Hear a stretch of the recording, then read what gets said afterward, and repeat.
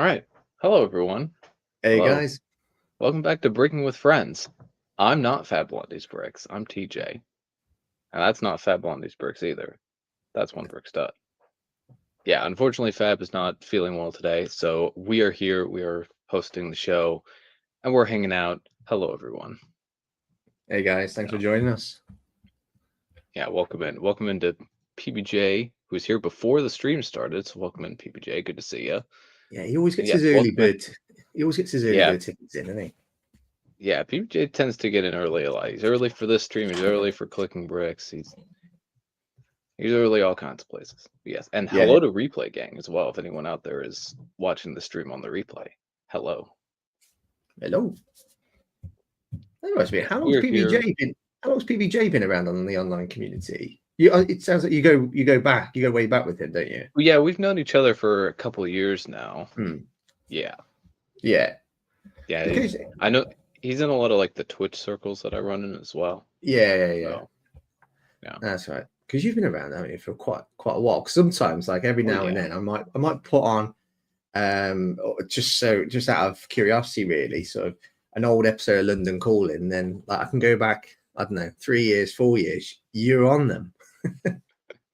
Yeah. No, I've had my Lego YouTube since 2018. That's how long that's been around. Back when I did my own content, I had like 3 or 4 people surrounding me that unfortunately are no longer in the Lego YouTube space, but hung out with them at the time. Yeah. That was good stuff. I think 2019 is when I started discovering a bit more of the YouTube community. I literally found stuff just by searching Lego and filtering for the live, just for live streams, and that's how I found a few people. Oh, that's cool. That's cool. Yeah. So yeah, I've been around for a while in the Lego YouTube community. I've been probably about half the time that Ninjago's been around. I've been in the Lego community. Yeah, and remind me, what year is it? Because it's 15 years, isn't it, next year? Is that right, or 20? 15. Oh, okay. Yeah. That's quite good longevity for a team, isn't it? Like, did you? It's doing so well. So you liked Ninjago pretty much during its early years, first few years, and did you ever have that feeling where, like, for me, like Harry Potter, there has been that year where you think, right, how long is this theme going to go? It's not going to last forever. Did you ever have that feeling where you thought Ninjago could have it? Was there a year where the theme convinced you it hasn't got the legs to be a theme for the next decade? I don't think so. There was never a year I was really thinking about that. I suppose in 2013 when they did that last wave of sets, there were only 6 sets that year, which is a very small wave. Yeah.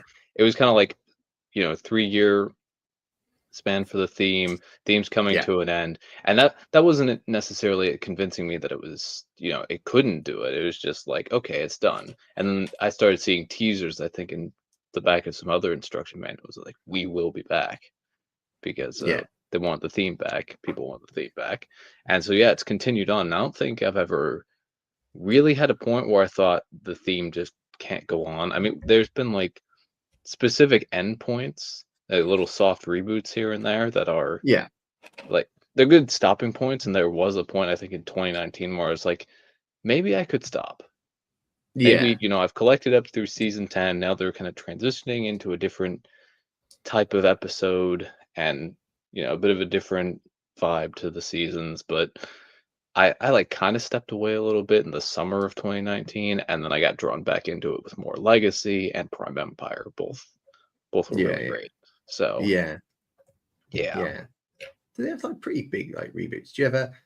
Is Ninjago ever like felt like, how do I put it? Like, is it every time? Does it genuinely feel like there's a reboot, like a much needed reboot? And then how does that feel?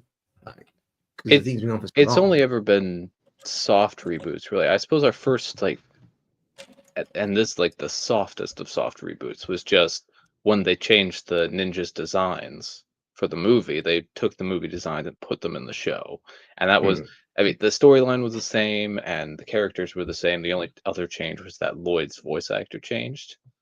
Okay, but yeah. but beyond that, it just kind of freshened it up a little bit. Yeah. And then we got into the 11-minute era, which was in 2019 after they brought an end to the Masters of Spinjitzu, and that was another like transitional period, very different for that. And then we had another shift when they ended the 11-minute era and went into Dragons Rising. Yeah. And that was another pretty big shift, and that's like our next chapter. Oh, okay, cool. Yeah. Interesting to hear what it'd be interesting to hear what like your favorite year was. Oh, there's so many. That's a tier list a year. Yeah. Peeboo, welcome in. Long live Ninjago, indeed, PBJ. And Josh, welcome in on the purple side. Hey, Josh. Yeah, welcome in, everybody. Yeah, I mean, there's been a lot of good years. I think 2014 is one of my favorite years because, like, the first couple of years I was like kind of into Ninjago and like collecting some of the sets, but I think 2014 with Rebooted was the year that I really just went all into it, and I really enjoyed that season. Yeah, it's not the best season, but it's my favorite season. Yeah. Do you ever feel like? Yeah. Do you ever like? Do you ever miss like? Because when you look at a set from like 15, 20 years ago, it gives you that vibe. Yeah, it is of its time. Do you ever miss like that certain Lego, like the Ninjago style with, let's say, I don't know, 2018? Do you miss that sort of that era of builds?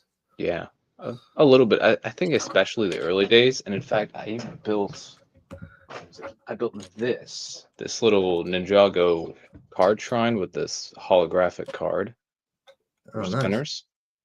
And this really brought me back to some of the early days, just the way it's built and the general vibe of the set. It's really nice. That's cool.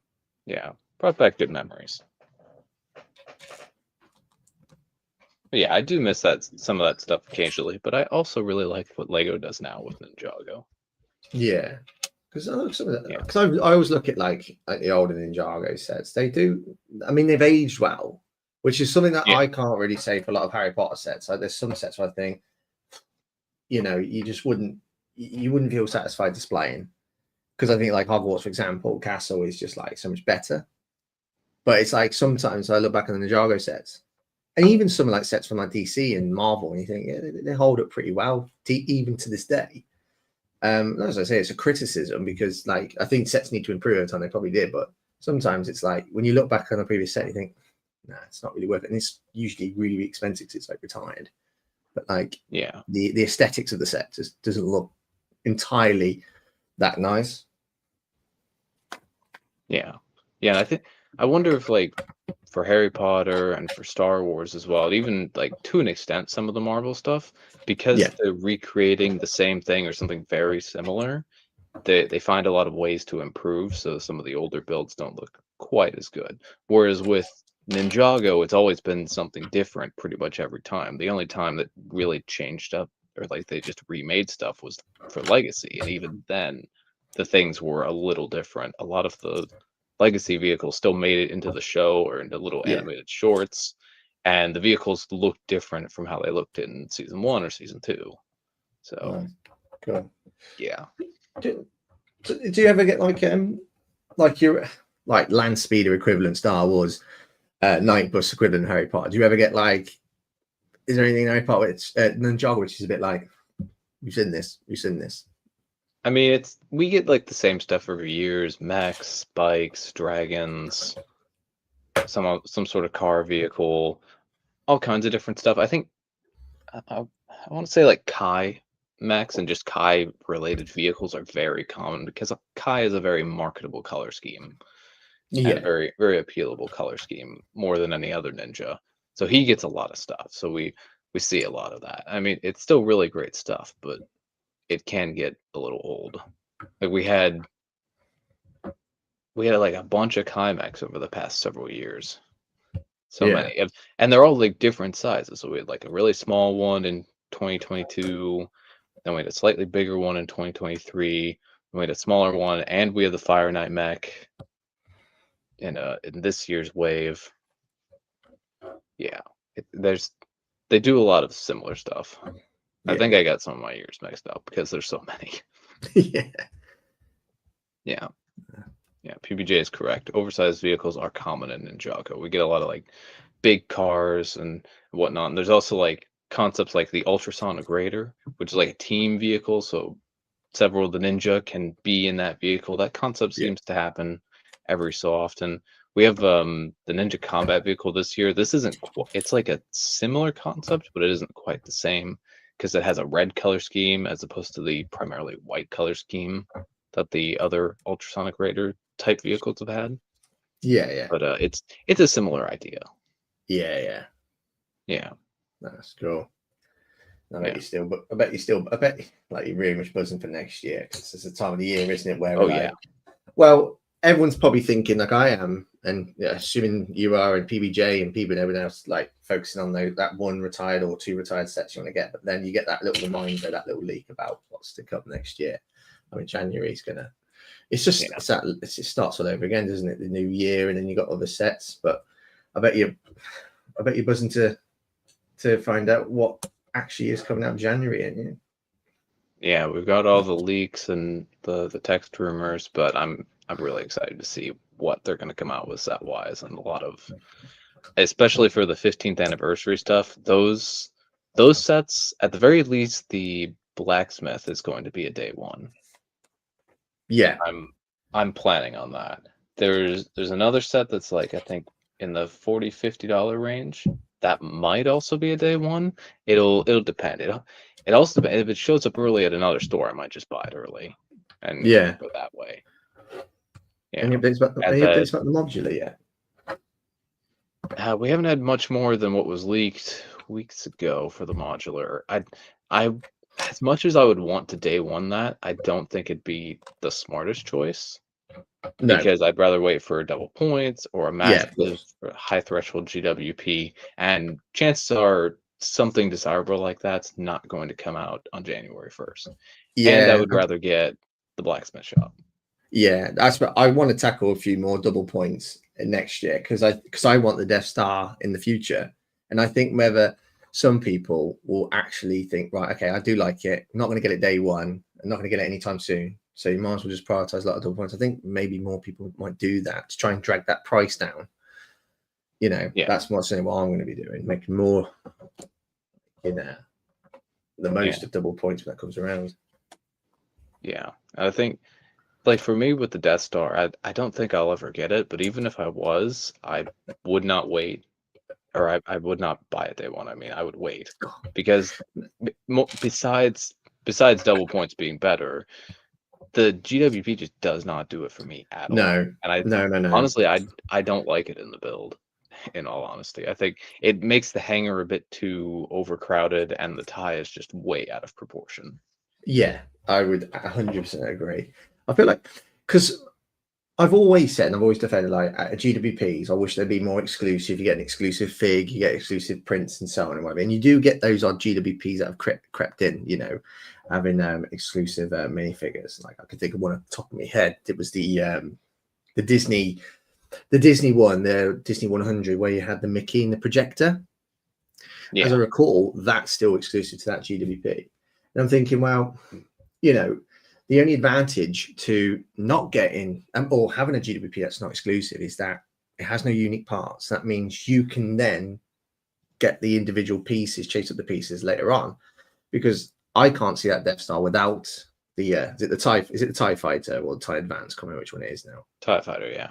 TIE Fighter. It's like I can't see that without it really. So at least there's no exclusive parts.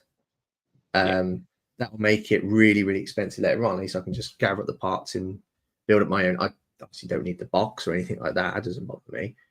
And but I kind of think with that Death Star, I think it would have been better if you had something that was that the TIE Fighter should have been the one of perhaps two GWPs, maybe one which is really prestigious with like, I don't know, Darth Vader's hilt or something like that, with a printed tile. I mean, that would have been probably better.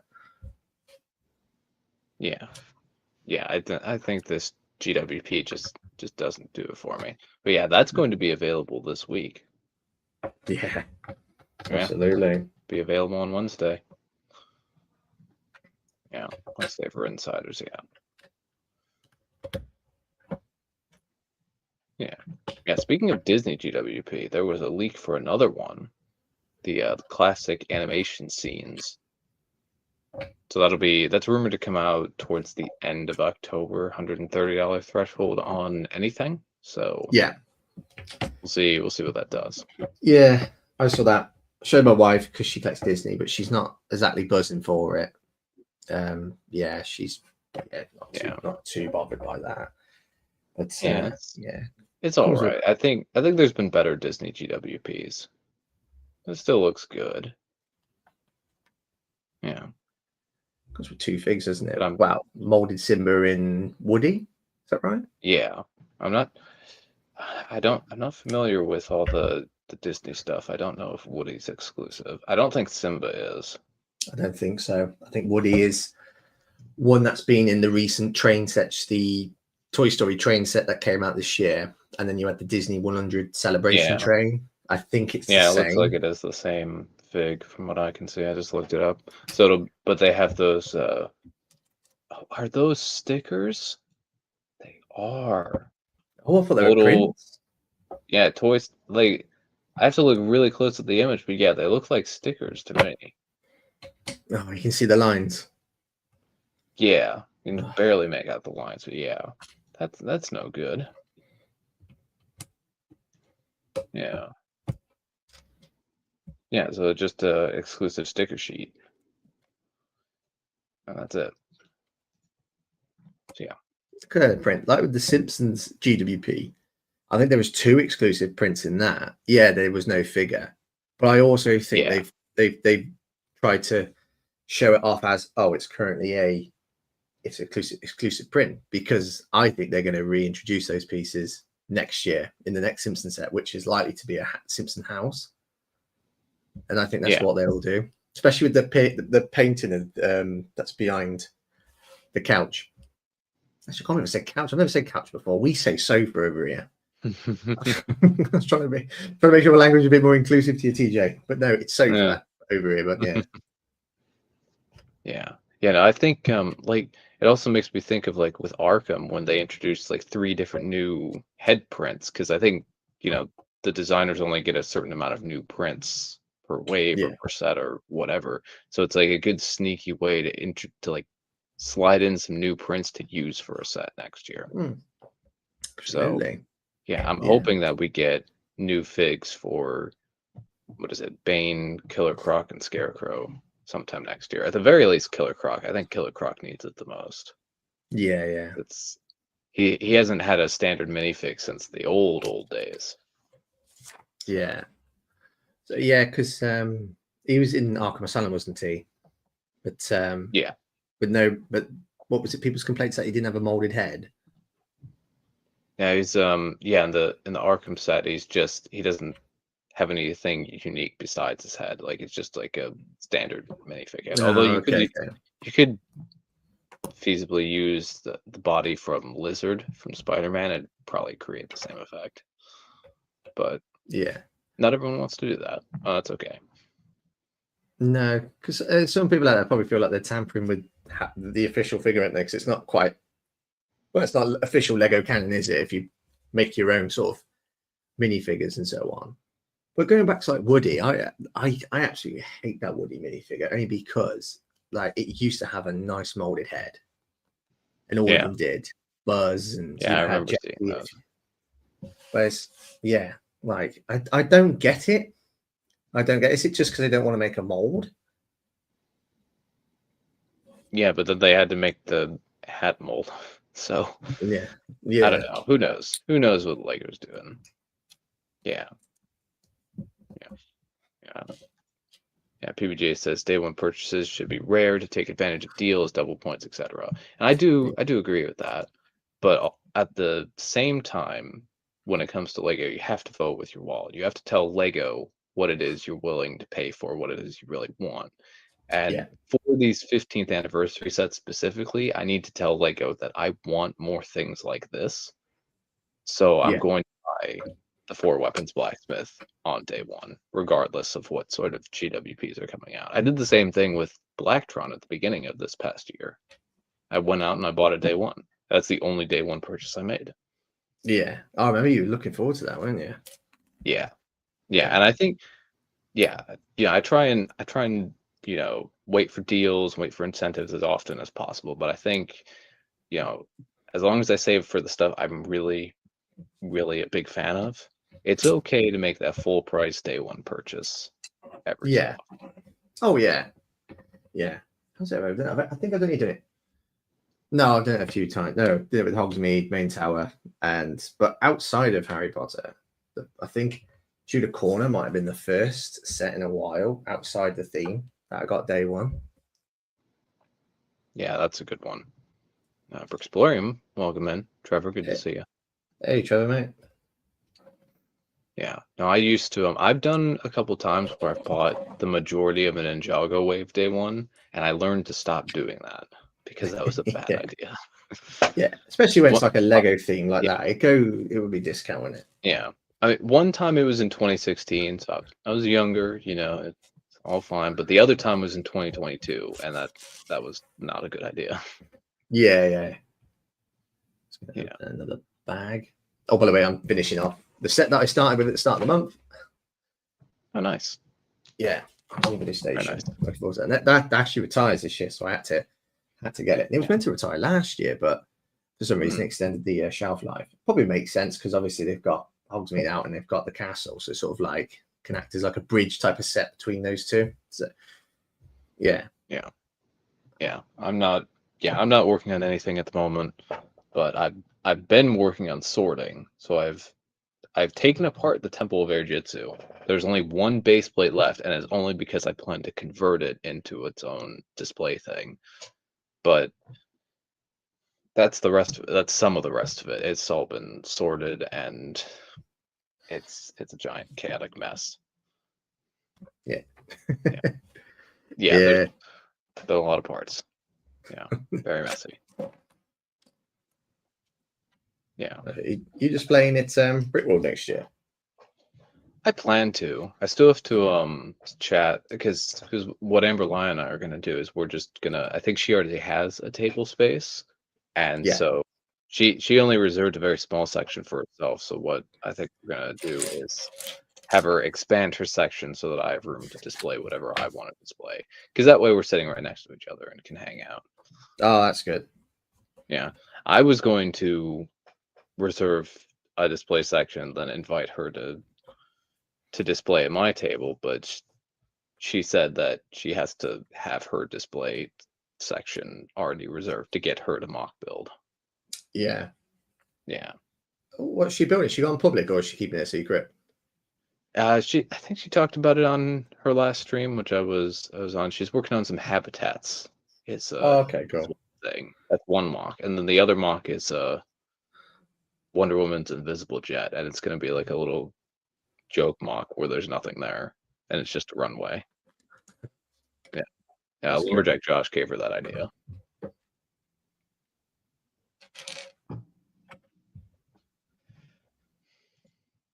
TJ's Temple of Air Jitsu is now non-Jago. Funny, Brixplorium. Really funny. really, really, really funny. Oh, he's giving you the look, mate. Yeah. I'll tell you what has been popping up there a lot this week. I've come across the new toy shop that Lumi Bricks has released. That looks quite nice. That looks like really good. The sand red, I want to say it is. That's winning me over. I don't think it was actually sand. I don't remember if it was sand red or not. I think some might have been Jam clarified in our review. I don't remember for sure.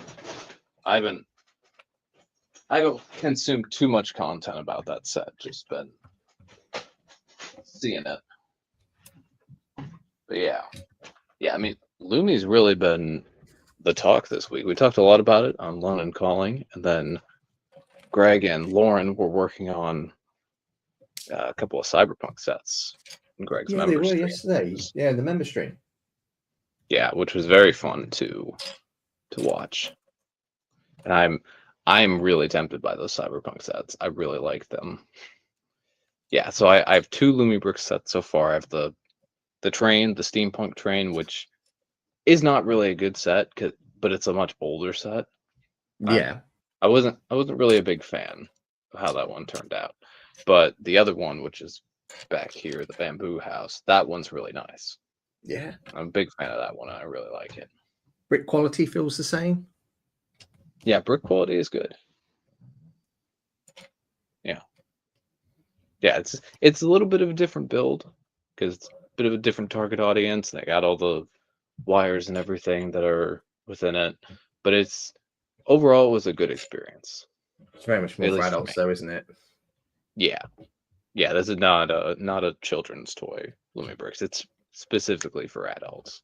For adults. Yeah, What do you think now they I'm need to pronouncing do? things. What do you think they need to do then to like make it more, inclusive, more for like the child audience? Because surely they don't want to like be put in the category of adults only.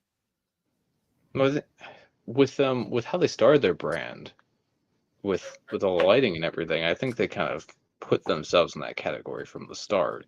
Oh, okay. Yeah.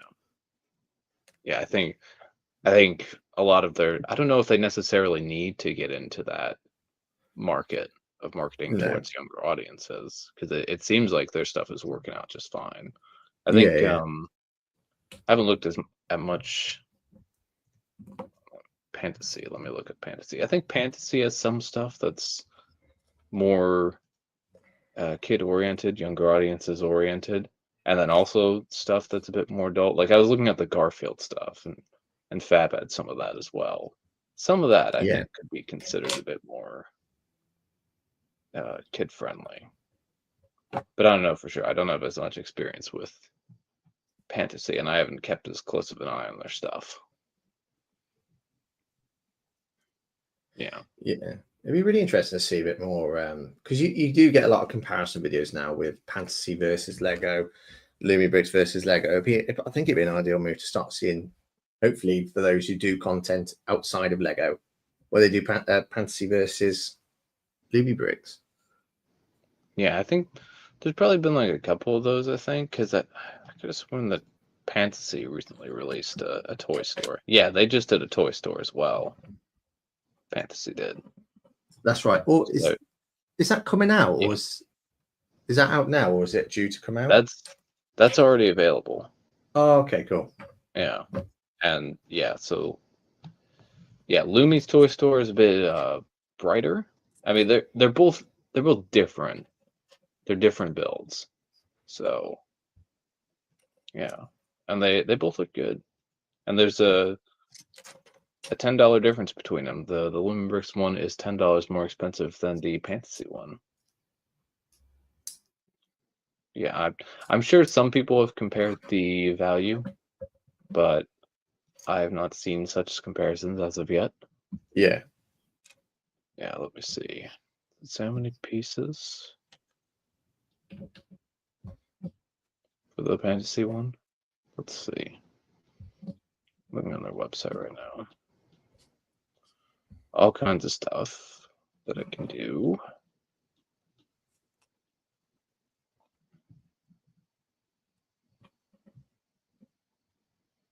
Yeah, it's insane. That's interesting. Yeah, the Lumi one is what is that? Just over 3,000 pieces for 160, which is really good value. Wow. At the toy shop. Yeah. Yeah, the toy store. Yeah. The other thing I like about Lumi's stuff, and I've seen this with a few of the people on Twitch that I follow, is you can just build up a Mills plate minus like the layer of plate on top and just Yeah. put the Lumi brick set on top of that, and it fits in just fine to a city. So you don't even have to like mix and match much Lego and Lumi if you want to integrate it into a Lego city. You can just like slot it in there, which is really Yeah, because good. they use plates, don't they? Lumi Bricks. Yeah, They they don't use do. thicker as well, isn't it? Just it's thicker. Yeah, yeah. It's basically like a modular, except the bottom layer is regular plate, not a base plate. Oh, okay. Yeah.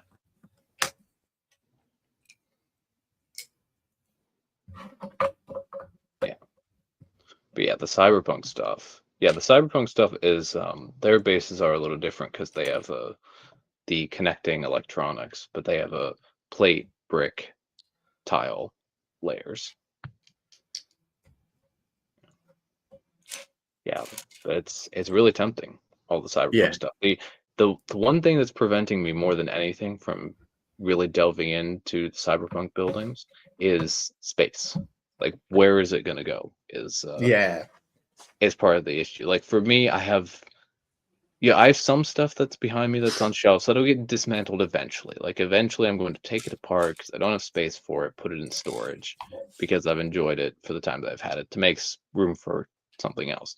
But then I have other stuff that I've put it up on display and I think I'm going to want to keep it up for an extended period of time. And I already have some sets like that. Like I have the Legacy Bounty is up there over in the corner. Fire Knight Mech is the most recent addition.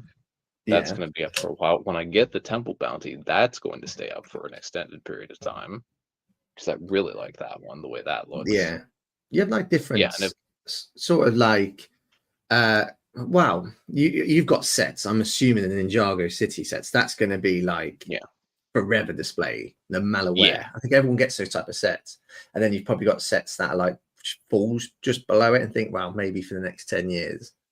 I think you got to prioritize that, isn't it? Really, because it's like over the past year or two, I don't need to display 2 boroughs anymore. I don't need to display 3 different Hogwarts castle systems because they get better. This one's better than the new one. The new borough is better. So it sort of saves space. Yeah. And like these 2 are up here for now, but once I get the table space cleared off and once docks is finished, then I'm going to put them all into a layout and have them all be together. I have 2 ideas for layouts, but I think I know which one I'm going to go with because it'll leave room for the movie bounty, and I'll just have to build up a bit of water base plate. Yeah, that's what I plan. So behind me at the moment, it's just one off putting Hogsmeade and everything together. I want the Ninjago City sets to all be behind me. Because I've managed to prioritize a bit of space where I can hopefully get, because I do want the other 2 and then have all 5 together. But then there'd be a 6th one, which if I won't go that far thinking. But yeah, that's what I plan to do. But yeah, and then everything behind me here is going to go on a couple of floating shelves that I'm going to be putting up, well, any week now, really. Nice. Yeah, see, I'm unfortunately out of shelf space. There's not many other places. I mean, I could potentially put some floating shelves like way up top here, but I don't know if I really want to do that. No.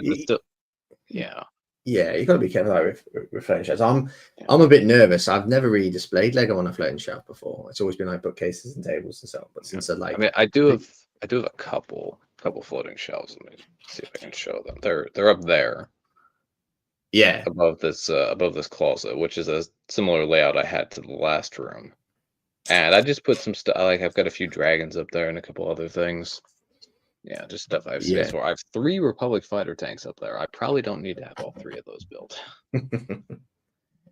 They are a rebrickable that I then modified after that. So it's because someone did a rebrickable of them that I really liked, but then the side cannons weren't quite right, and so I upgraded those and added a couple other pieces just to make it a little bit better. Yeah, I think that's the only thing that's actually stopping me from getting any Lumi brick stuff. I do want to get a Lumi brick set, but I'm getting pulled more towards rebrickable because I've always been like pure set, building a set, displaying it for how it looks. But since Malfoy Manor came out, I'm like, I've seen the rebrickable, and there's an amazing one where you need 2 in a base plate. I think 8 pieces, so it's quite easy just to do the rebrickable. Because like it's not just Lego, is it? It's like you got the rebrickable, and that can bring on extra expense. Because if like Malfoy Manor, for example, I have to buy 2, and then you've got like layer that up with Bricklink designer programs, and then you got like display cases, and then so on. It's sort of like I feel like I'm pushing Lumi bricks because I'm prioritizing 2 or 3 other areas. It's just there's so many little niches that's part of this absolute lifestyle. It's not a hobby, is it? Really, it's a lifestyle. Yeah, Yeah, no, I think I found that rubricable, yeah, of Yeah, Malfoy Manor. I like the Brick Artisan one. There's quite a few, and there has been Yeah, more the one I throughout found. the year. The latest one I do like. It's just that behind it, it just looks a little bit messy. In terms of the brick colors and so on. But I like the Brick Artisan one. That just looks Yeah, and it looks clean, yeah.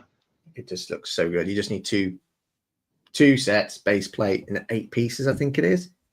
Yeah, a few slopes, a couple of curved slopes, and a door Yeah, frame, yeah. I which think it that's easy needs to it obtain.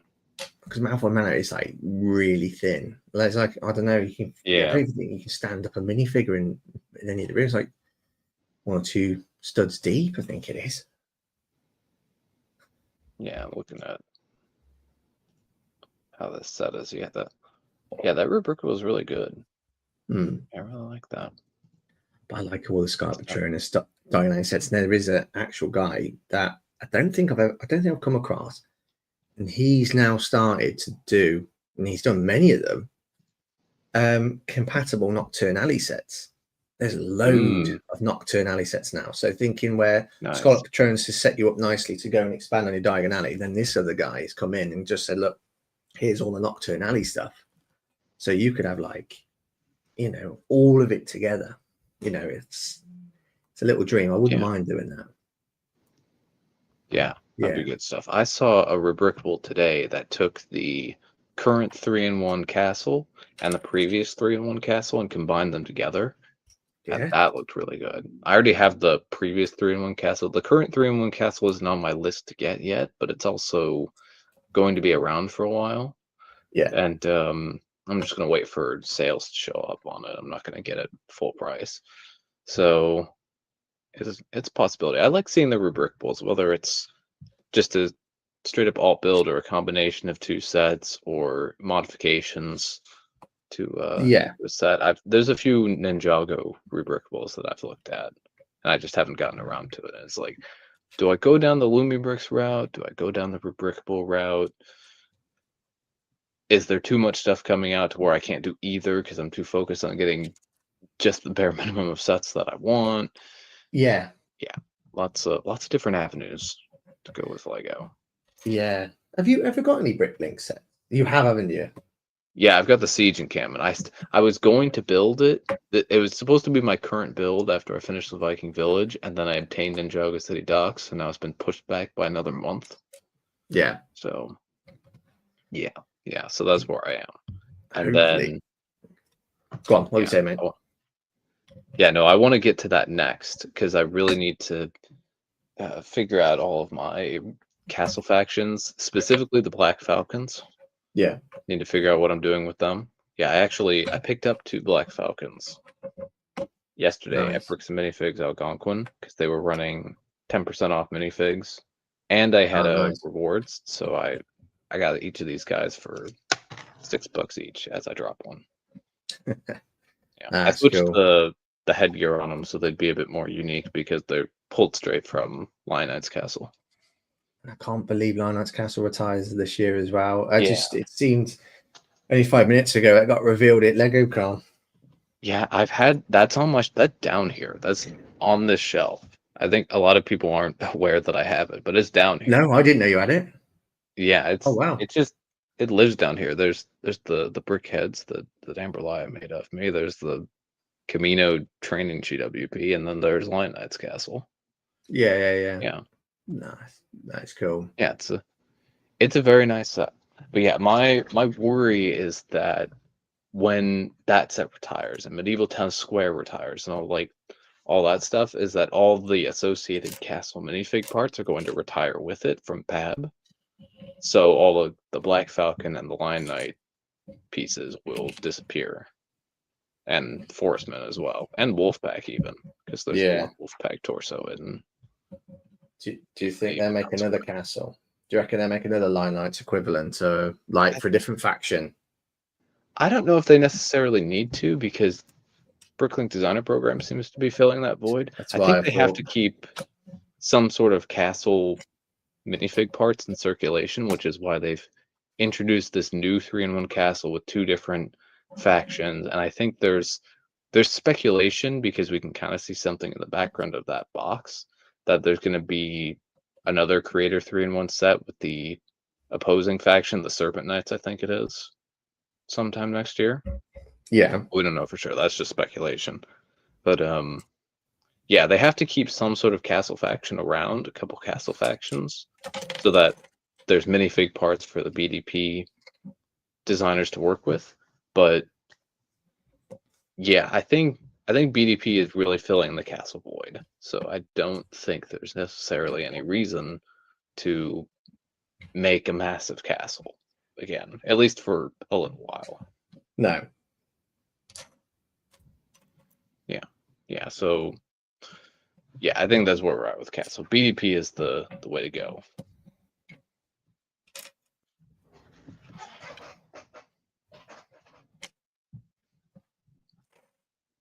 My favorite feature. How am I going to pronounce this? I'll leave that to you. I'm just going to call you JK because that's what's in your icon image. But welcome in, JK. Welcome. Yeah. I was just going to say yeah, sorry, mate. I was just going to say I like I think the feature I really like from in Line Nights is that it's a balcony, but then when you open it up, it becomes a bridge. Really like that. Mm-hmm. Yeah, that's good. That's really cool. That's good stuff. Yeah, that whole castle was really nice. I remember I built it because I got it for Christmas. I built it, and I watched all of Andor season 1 as I built it. I think I finished the set when I was on the final episode of Andor. Oh, perfect timing. Yeah, so it was a lot of building and a lot of watching TV. Yeah, that's good. So you built that over Christmas? Yeah, it was a couple of years ago. I think it was, that would have had to been 2023. Yeah. I think. Yeah. Was it 2022? It could have been 2022. I think it was 2022 because us Harry Potter fans were disappointed with how it was for us because you had is it Marcus Besser? He sort of like had the green roof castles that were like a year before it was all done, and it was 2022. Yeah, that's because Andor came out in September 2022, and I didn't watch it right away because I was waiting to like binge it. And I want to say that the Sanctum was revealed that day as well.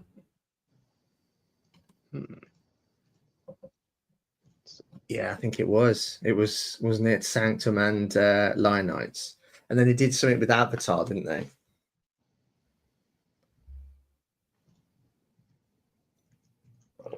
What was that the year before? Find the right Sanctum set. There it is. Justin Ramsden, I think he revealed it. I want to say Justin Ramsden. Yeah, Ramsden. Justin Ramsden. Yeah, the Sanctum came out the 1st of August. Yeah, and in 22. So it would have been then at LegoCon. Yeah.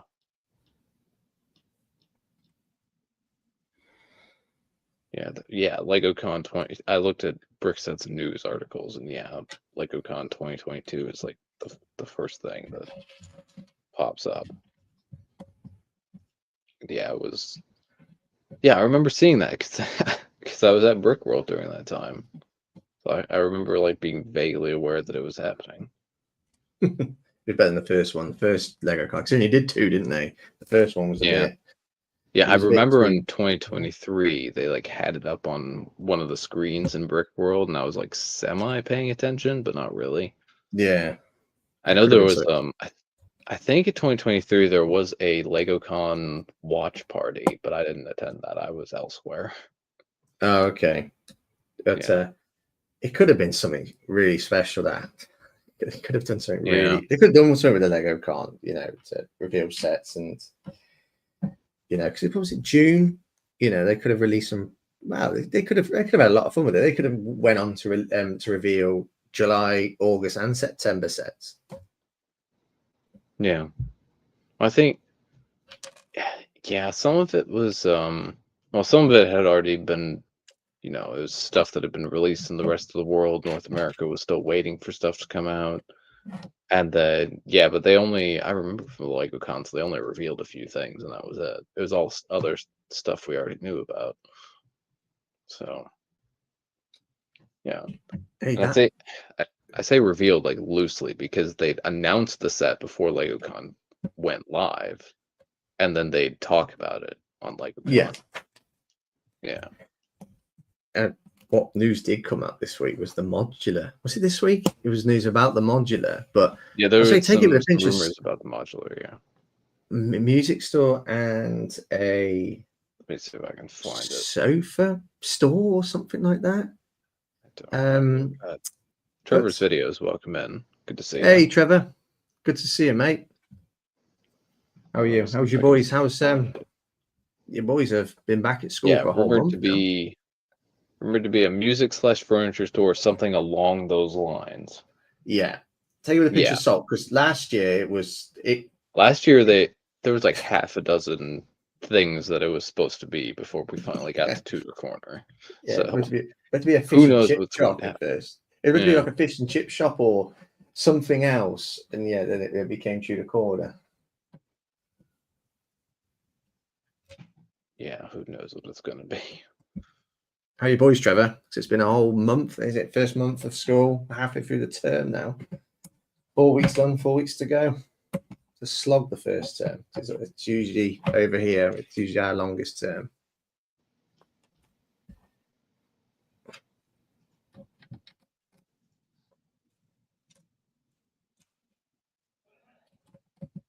Good to hear, Trevor. Not doing too bad.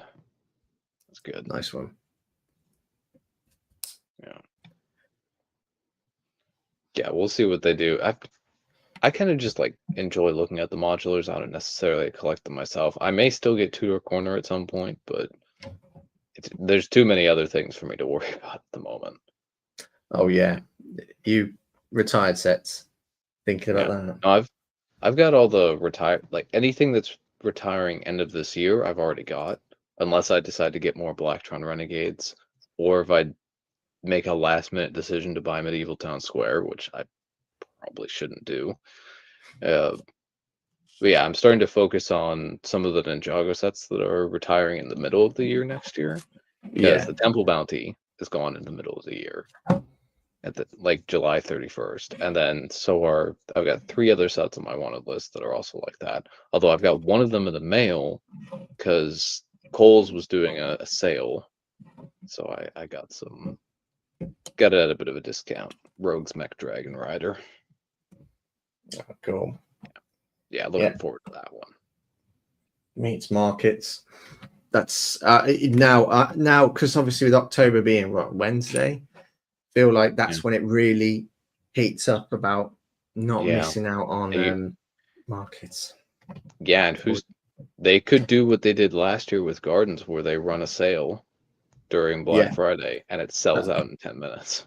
That's why I'm holding out until Black Friday. There is a plan B, because there's a couple of other places that does markets, and if worst came to worst, I had to literally just pay, because I think I would be happy to pay, like if it was last resort, pay the full amount for a set that you really, really want, then yeah.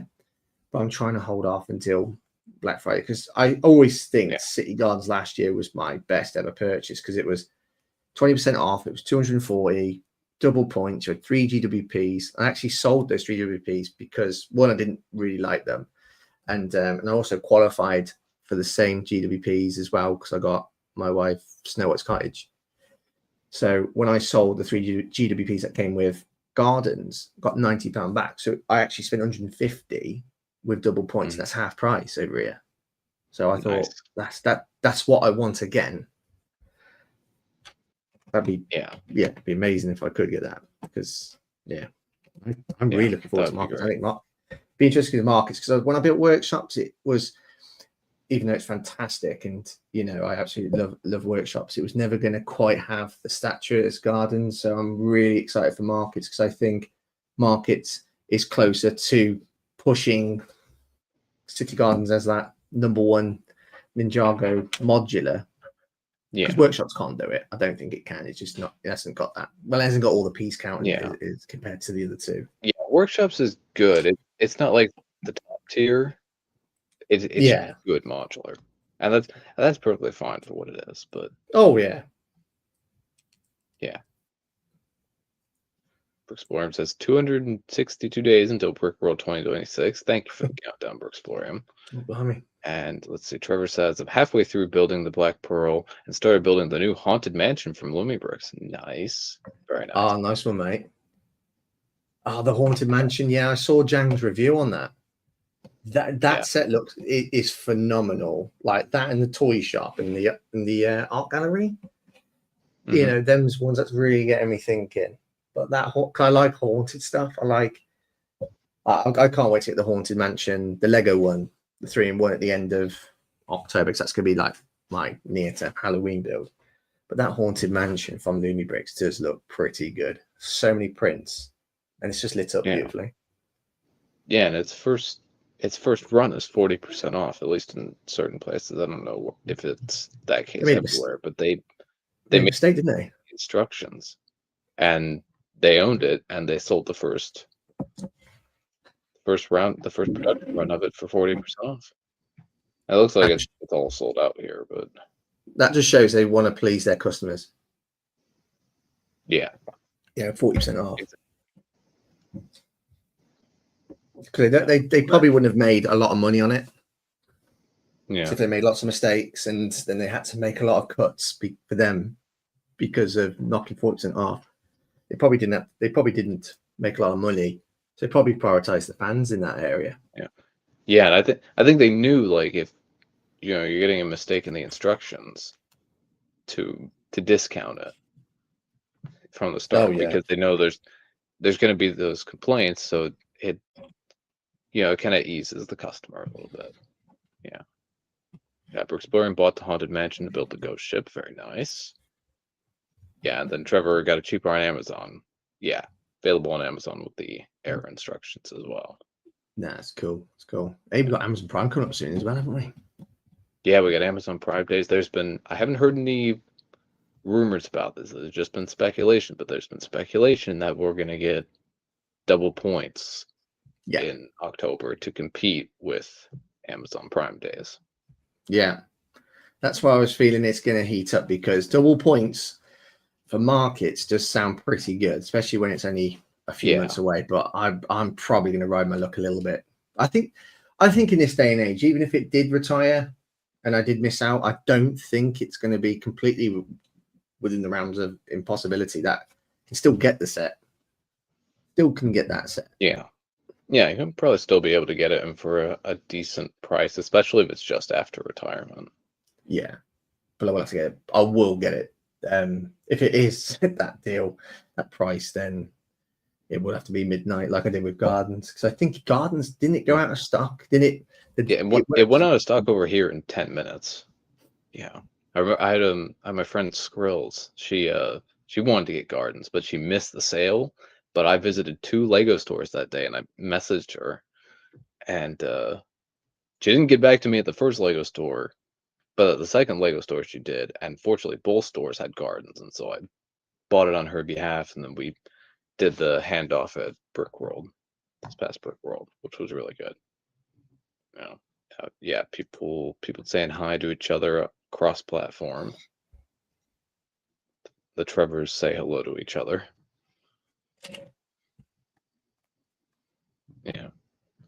Yeah, it was a good sale. I mean, I had I think I'd already bought other stuff by that point, but I had briefly considered getting a second copy of Gardens, just like mock stuff with. But even with the sale price, it was a little bit too much to be considering doing some mocks like that. I'd rather mock something completely unique. Yeah.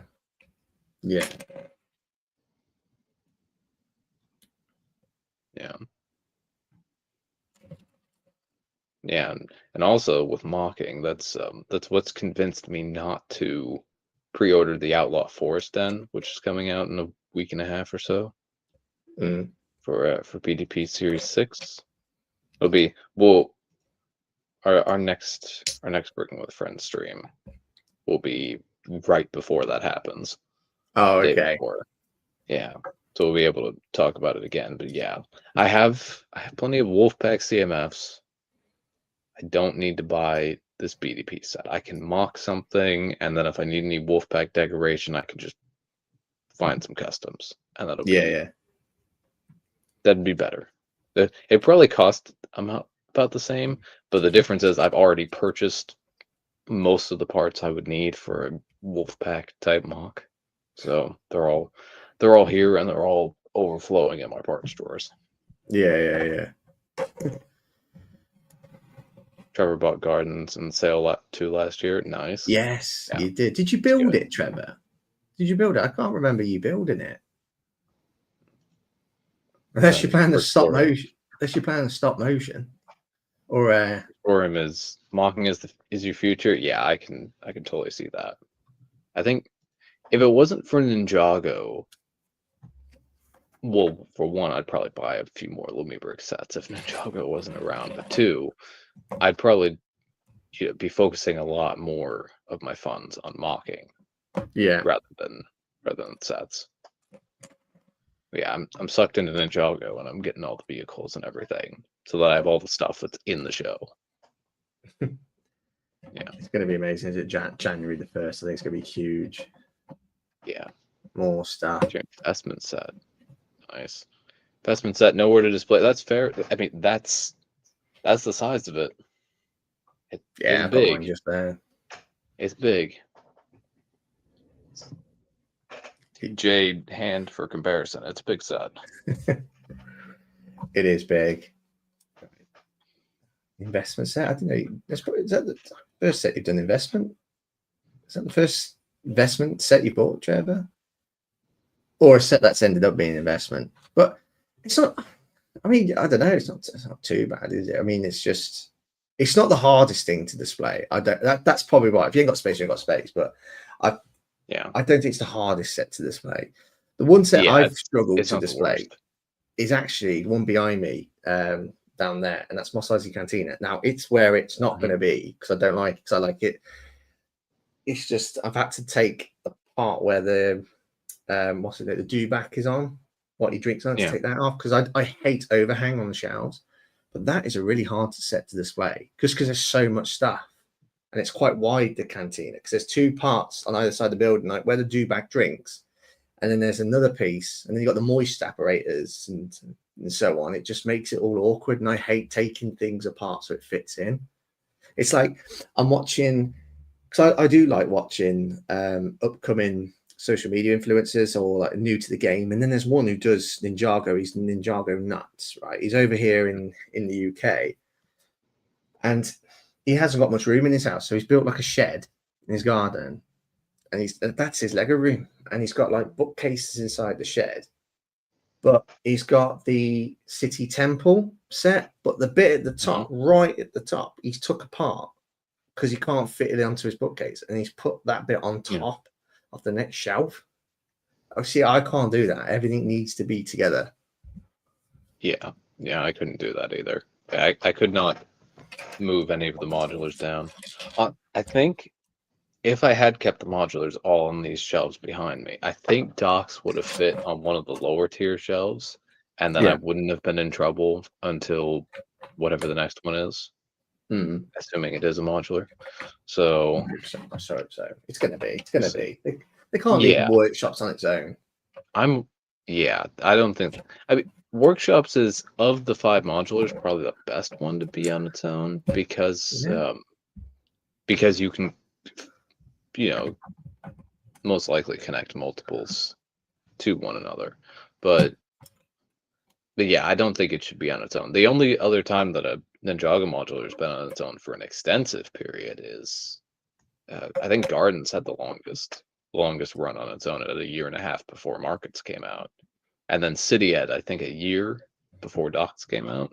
Yeah. So, but City was the first of its kind, and that was a little different. And then Gardens really kind of stood on its own. So Gardens could stand on its own.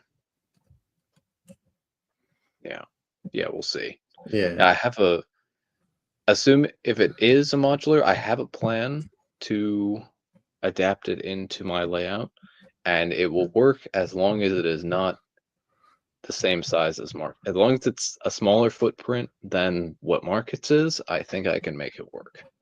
So Yeah. That's all I need Lego to do. It could be the footprint of docks, and I think I'd be able to make it work. Yeah, I would be. Thinking of the layout that I want to do, I think it could make it work. Yeah, Brooks Worm says we will see the Trek sets, though. That may be an exception to the mocking. Yeah, that's fair, Brooks Worm. Let's see. Trevor says, I'll put it this way: if I build it and find room, I want one of the others, so perhaps it's best I leave it in the box for now. Aw. But you could get the others, Trevor. You could do it. Even in Ninjago City. And then Big Nate Brooks, welcome in. Good to see you. Hey, thanks for joining. Yeah, it does. It's a bit like a Lumi brick, I suppose. Like when you've crossed that threshold and you go and get a Lumi brick set, there's no question that you might be sucked in, and you want other Lumi brick sets, because let's face it, Lumi bricks do what we're already passionate about, and that is building blocks. Yeah.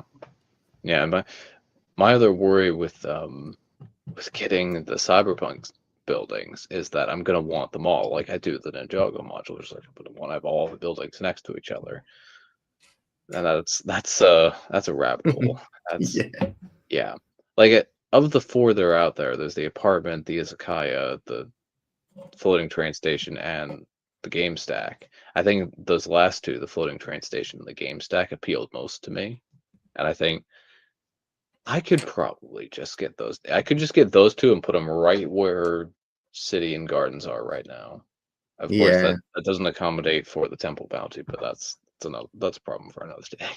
So they would look good when they next to Ninjago. Yeah. But also, do you ever worry about when, let's say, for example, you get all Lumi Bricks' Cyberpunk sets, you put them next to Ninjago? Don't you feel like then you'll have to get lighting kits for Ninjago? Yeah, that's another worry. Or light them up somehow. Yeah. I do really like how Lumi has done their lighting kits and the way that they can connect, because it allows you to be able to take levels off without having to deal with a bunch of wires, which I don't know if that would necessarily work. I haven't looked a ton into lighting kits for the Ninjago modulars, but I'm not sure how well that would work in terms of being able to take stuff apart still. Yeah. Yeah. If there was like a lighting kit that basically just took the Lumi brick system and integrated it into Ninjago modular somehow, that's something I could get behind. That's something I could try. But yeah. Let's see. Trevor says it'd be some display, and don't forget the baseplate modular power system. You can power the whole display on one battery pack. Yes, you can. With the Cyberpunk. Yeah. Make sure to plug it into one of the middle ones. That's what Jang advised. Yeah. But yeah, it's those are really good. I'm tempted, but I have to. I'm staying away for now. I'm waiting. I'm thinking. Greg's member stream did not help yesterday, but And Brooks Boyer asks, will you get the mineral collection set? Yeah, maybe if it goes 50% off. There's not really much use for me to get that set. And even if I did get it, I could just save it for a parts draft. It's at Costco over here, so there's a chance it goes on a really good discount. And if that's the case, then it could be a parts draft. My wife likes crystals. She got a few, and she likes that set. Yeah, it's a nice set. It is. It is cool. It is what it is. But I like the pieces that's used in it. Yeah. All right. Well, it is the top of the hour, so I think it is time to do guess that set. I'll be 1 moment. Okay. I'll just give me 1 minute. I'll be back in 1 moment. I'm just going to turn my screen off so nobody can see. Okay. Yeah. All right. Yeah. So Chris has got to get his his build. I already have my build prepared, and then we'll officially start the segment. So get ready, everyone. Get ready with the guesses. Get ready to guess the little build. I don't know. I'm really bad.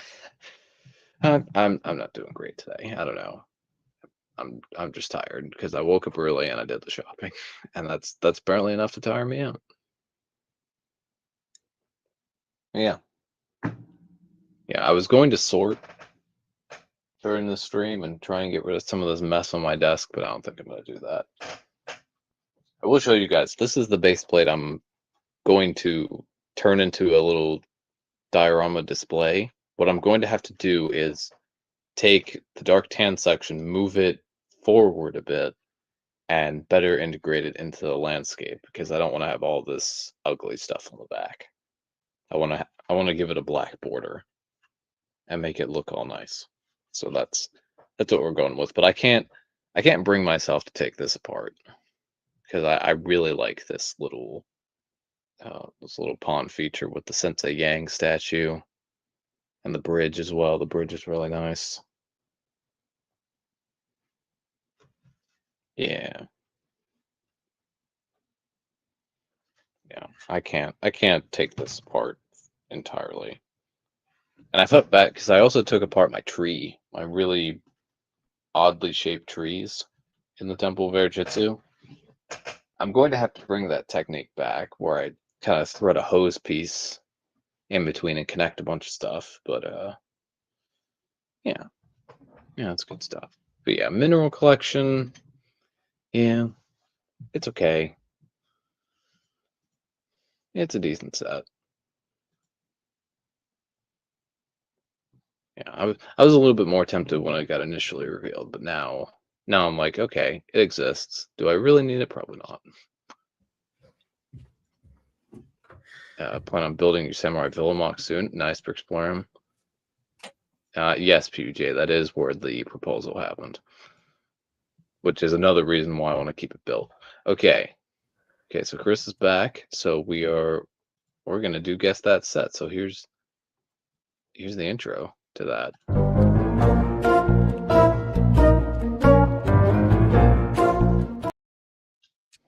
All right, everyone. So welcome to Guess That Set, the little segment where we guess, or we show a build from something from a set, and you guys have to guess what set it's from. So I will go first. I'm going to show off this build. Chris, I think you'll be able to get this one. That's all I'm going to say. Yeah, I know it straight away. Well, I'll leave it to the chat. I'm not going to jump in and say what it is. All right, I know what it is. We have this arcade machine here. So whoever guesses it first in the chat will get points.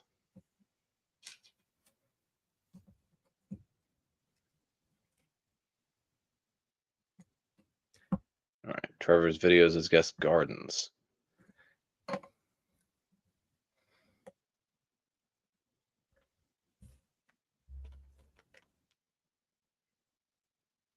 I'd like it to focus a little bit more.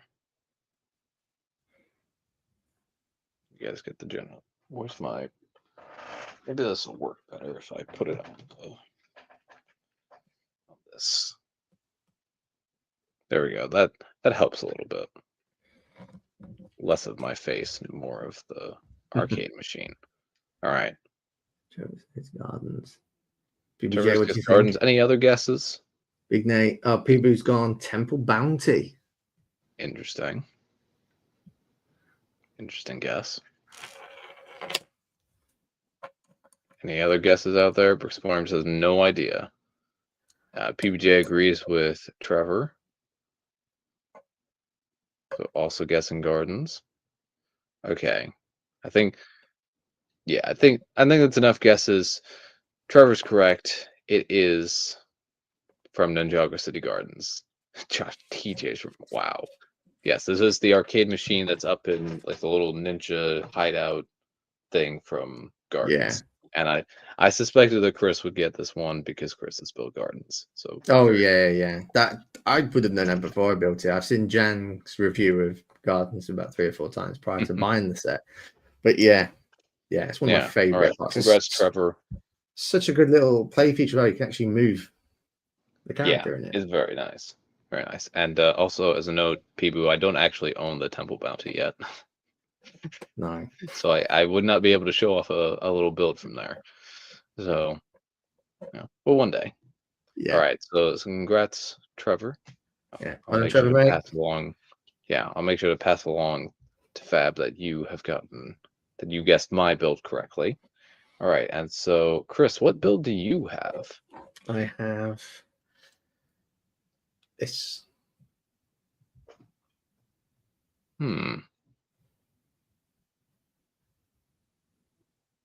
Interesting.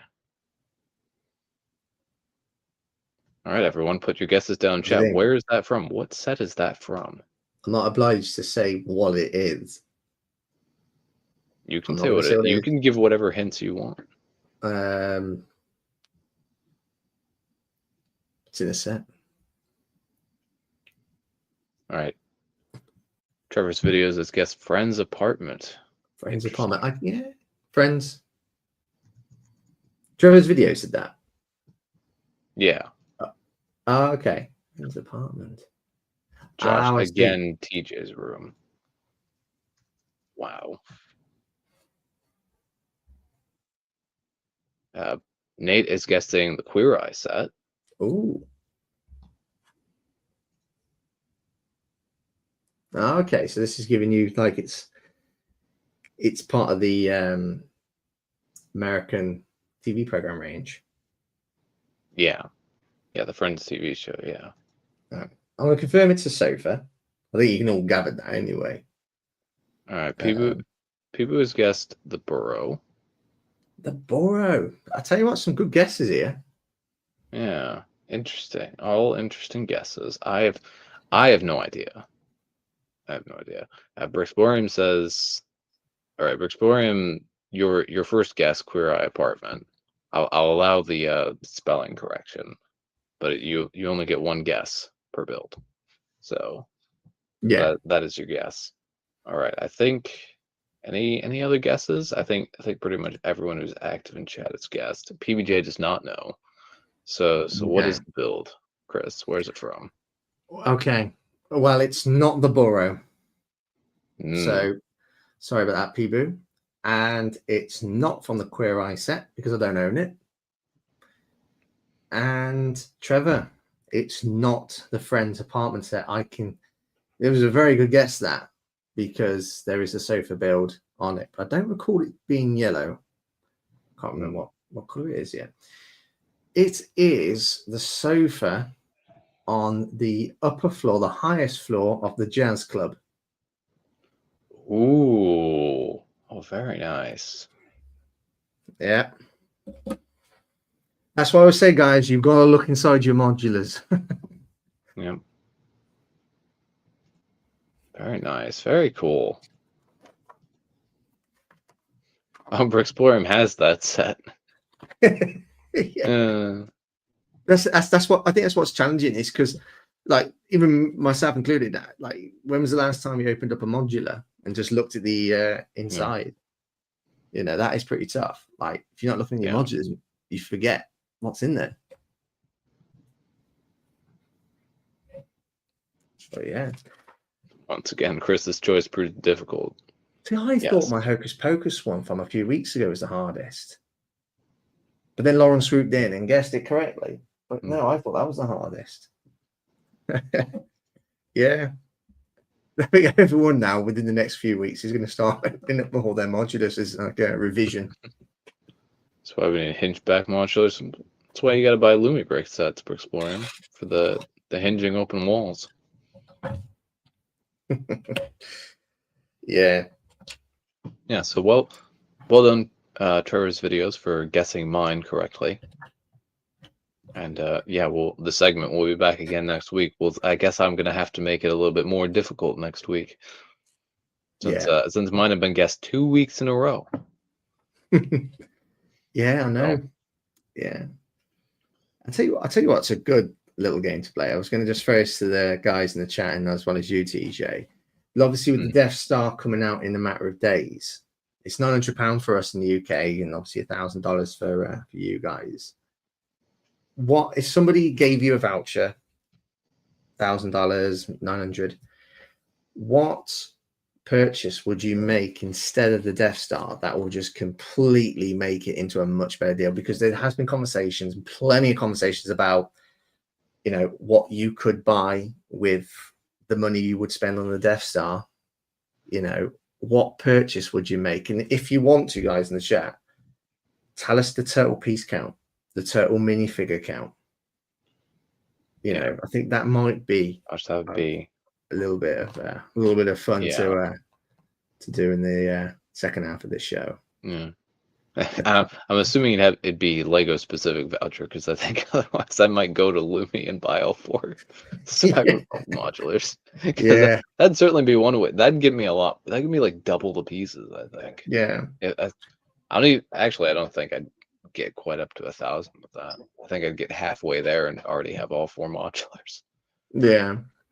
I was watching an ACOB stream a couple of weeks ago, and the guys were doing that, and I thought, oh, it was quite a good game to. Well, what's I say, a game, but it was good just to think about what you could end up getting if you didn't just buy the Death Star. Like if you look at behind me, I think like Diagon Alley was on offer. I can't remember what it was. It was like 2. Was it? Oh, I don't know how much it was now. I think it was like 270 or 280, something like that. If you bought Diagon Alley, Gringotts, and Hogsmeade all individual, and you got like the GWPs, you could sell off the GWPs, and you could probably get the entire everything here, Gringotts, Diagon Alley, and Hogsmeade for the same price, which is mad. Yeah. All right. I'm doing some math now. Yeah. In terms of piece counts, because I found the 4 sets. It gets me. So I'm assuming the voucher would cover tax over here. Yeah, because so it'd be fun to do the same thing. So let me see in terms of piece count. I think you can obviously, I don't know, if you want to, like, should we restrict it? Can it be something that it can't be something you've already got. Yeah, no, that's not anything that I'm putting on here. It's all stuff on my wanted list. Yeah. Yeah.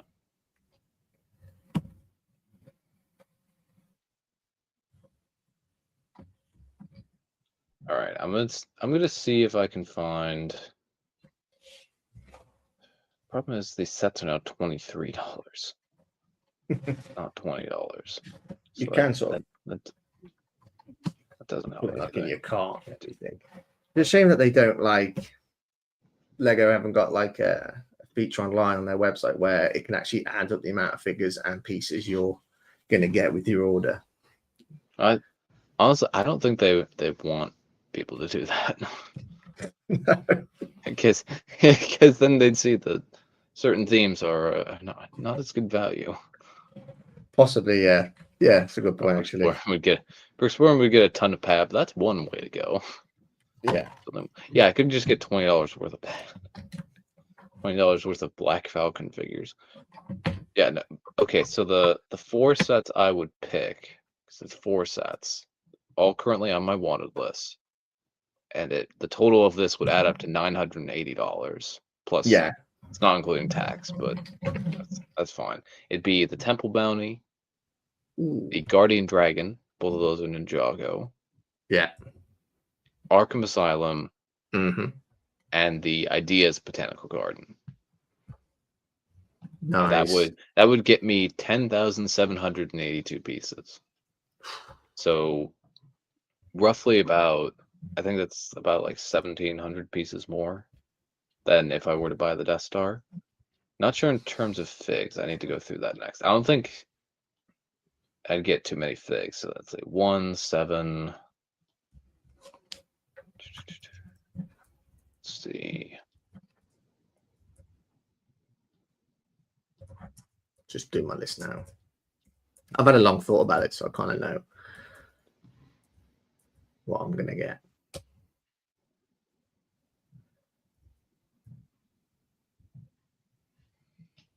All right, am going to count the little statue fig in Arkham. I'm going to count that as a fig that's included. Yeah, Maybe. you got it, don't you? Yeah. And then, no, that's not the right setup.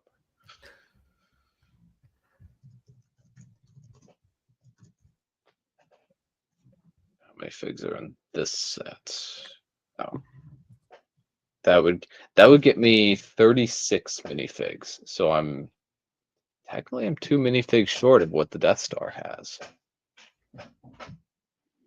Okay, that's interesting. Yeah, I'm up 1,700 pieces, but I'm short 2 minifigs. But also 3 out of these 4 themes are not licenses. Yeah, that's right. Well, actually, one of them's ideas. I don't know how that would work in terms of the price and where that comes from. But at least with the Ninjago stuff, those 2 are purely owned by Lego. No fan designers or anything of that sort. Yeah. Right, I'm just putting mine together.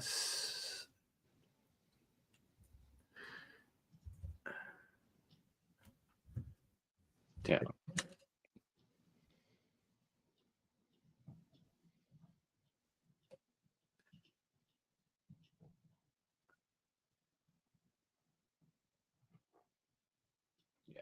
And if I were allowed to go $3 over, I'd probably just throw in like a little $23 set. Yeah. Tiny little set, yeah. Wouldn't make, like, a couple hundred pieces wouldn't make too much difference. Unless I choose to get the 4+ Ninjago setup and eyeing, which is a little bit different.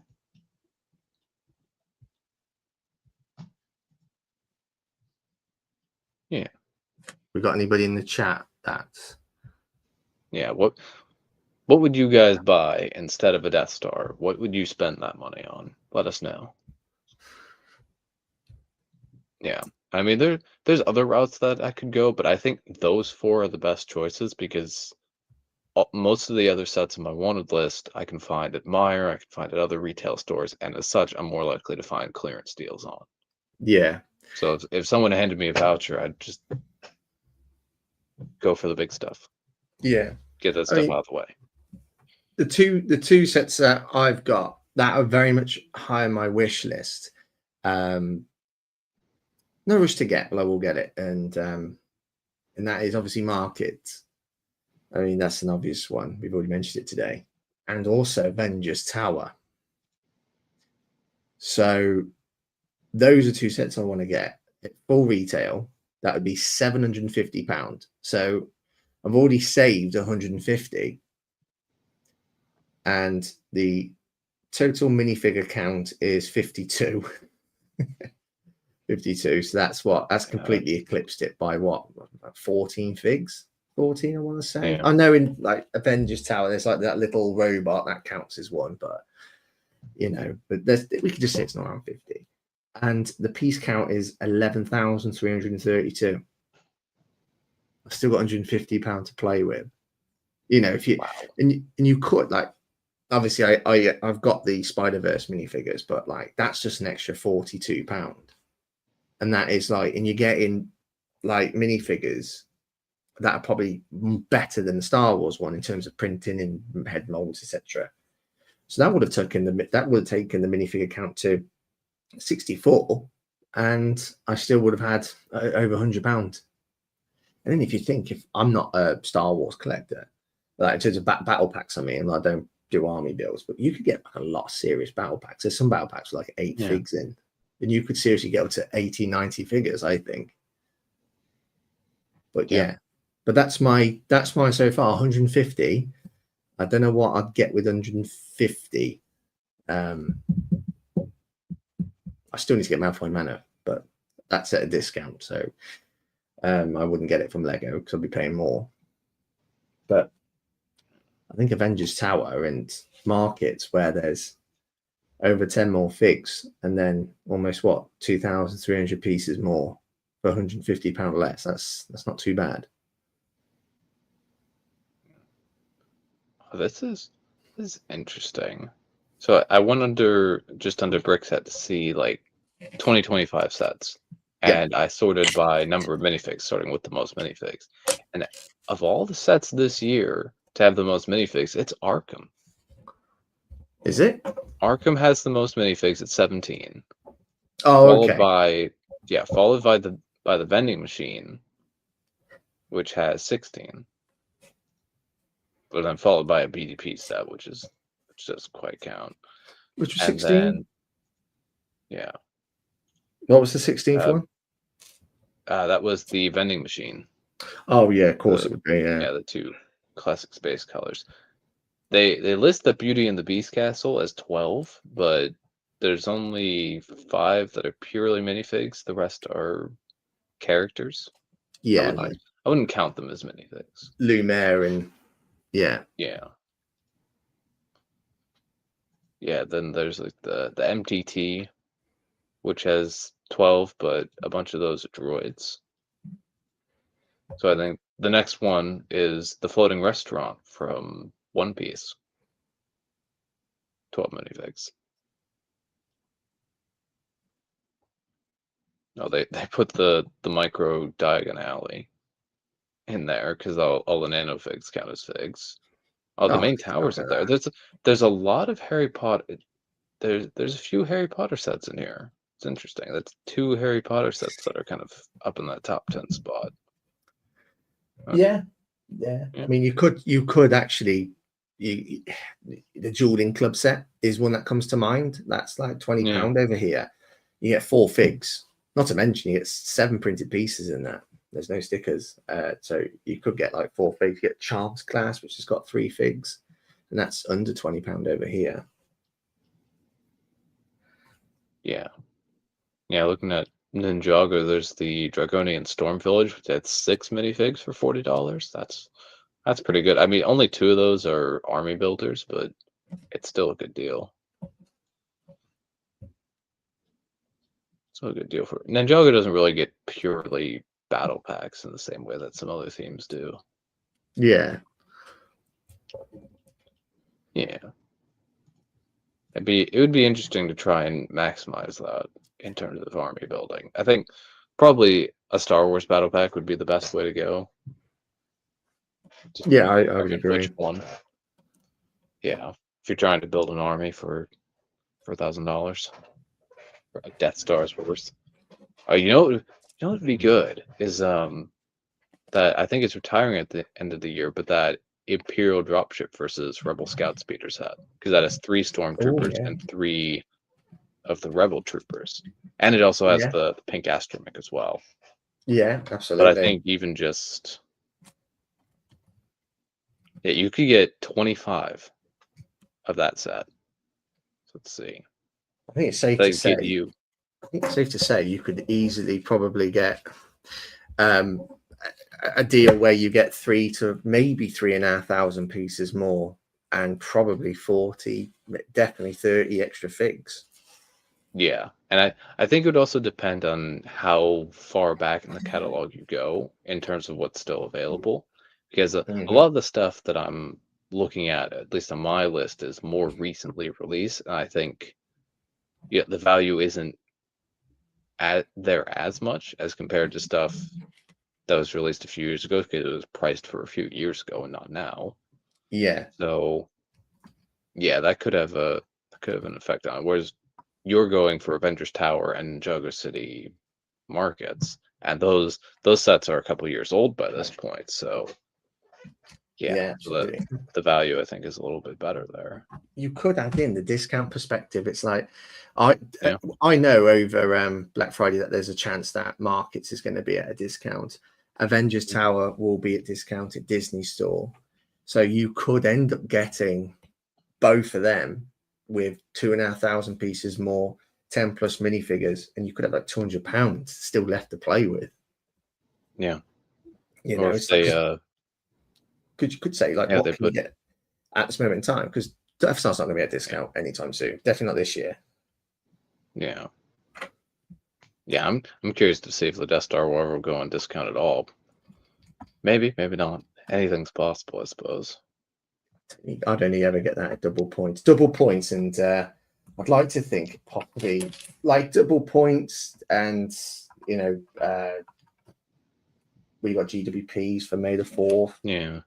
Yeah, it could be a May the 4th purchase, although that would feel like a little bit like overkill for getting the May the 4th GWPs, because typically those are a bit lower of a threshold.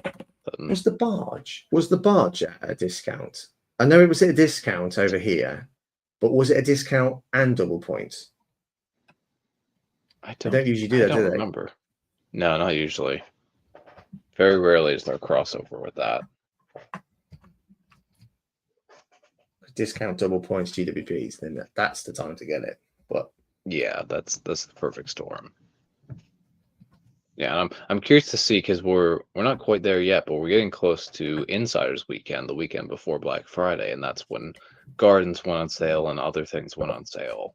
So I'm curious to see what Lego will do this year, and I'm hoping for. I'm sure we'll get double points at least on most items, but I'm curious to see what they have for triple or quadruple points or 5x points or things that are on sale, because they've done a bit more sales recently. So yeah. See, and they come to think of it, they even ran some sales in October last year as well, because there was the Chinese New Year set that sold out in October, and then no one could get it again. Yeah. So what's the Black who knows what we Pilgrim can see next month? What's the Black Pilgrim night for you guys over there? Because has it been out of stock for a while? The Black Pearl? Yeah. So I've just randomly changed the subject, but like, it's just, I've been hearing that it's been out of stock or hard to get, or the GWP's gone. It's on back order. It's on back order here. I don't know if the GWP sold out, because I think it's gone by this point anyway. Yeah, it's on back order over here. Yeah, and speaking of GWPs, that Luminous Ghost GWP is currently available.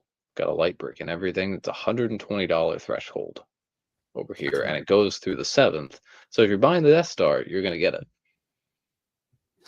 That's gonna win you over, isn't it? Yeah, I'm not a big fan of that. It's all right.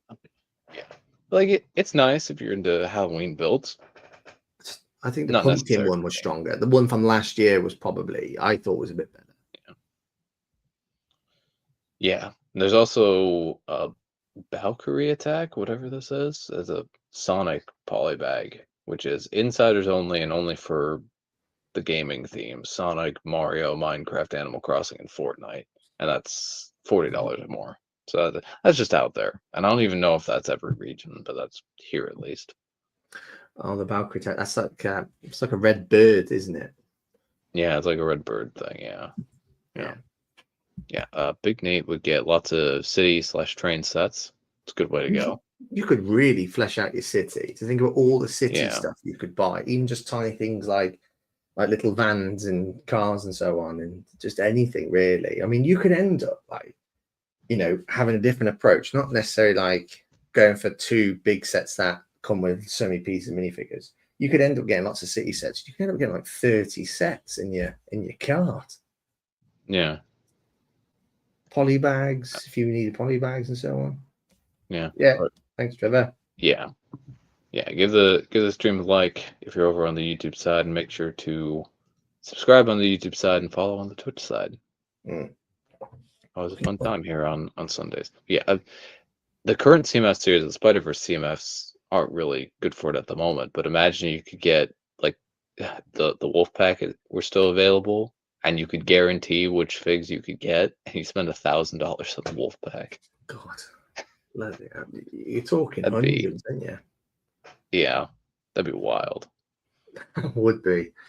I mean, you could get Boutique Hotel, Jazz Club, Tudor Corner for over here like £600, and that's not even at a discount. £600, and you could squeeze in a 4th modular. You could get like Arkham, so you can still get Tudor Corner. No, I think Boutique Hotel's retired. No, it's not retired, is it? No, you could get Boutique Hotel, Tudor Corner, Jazz Club, and you could get Arkham.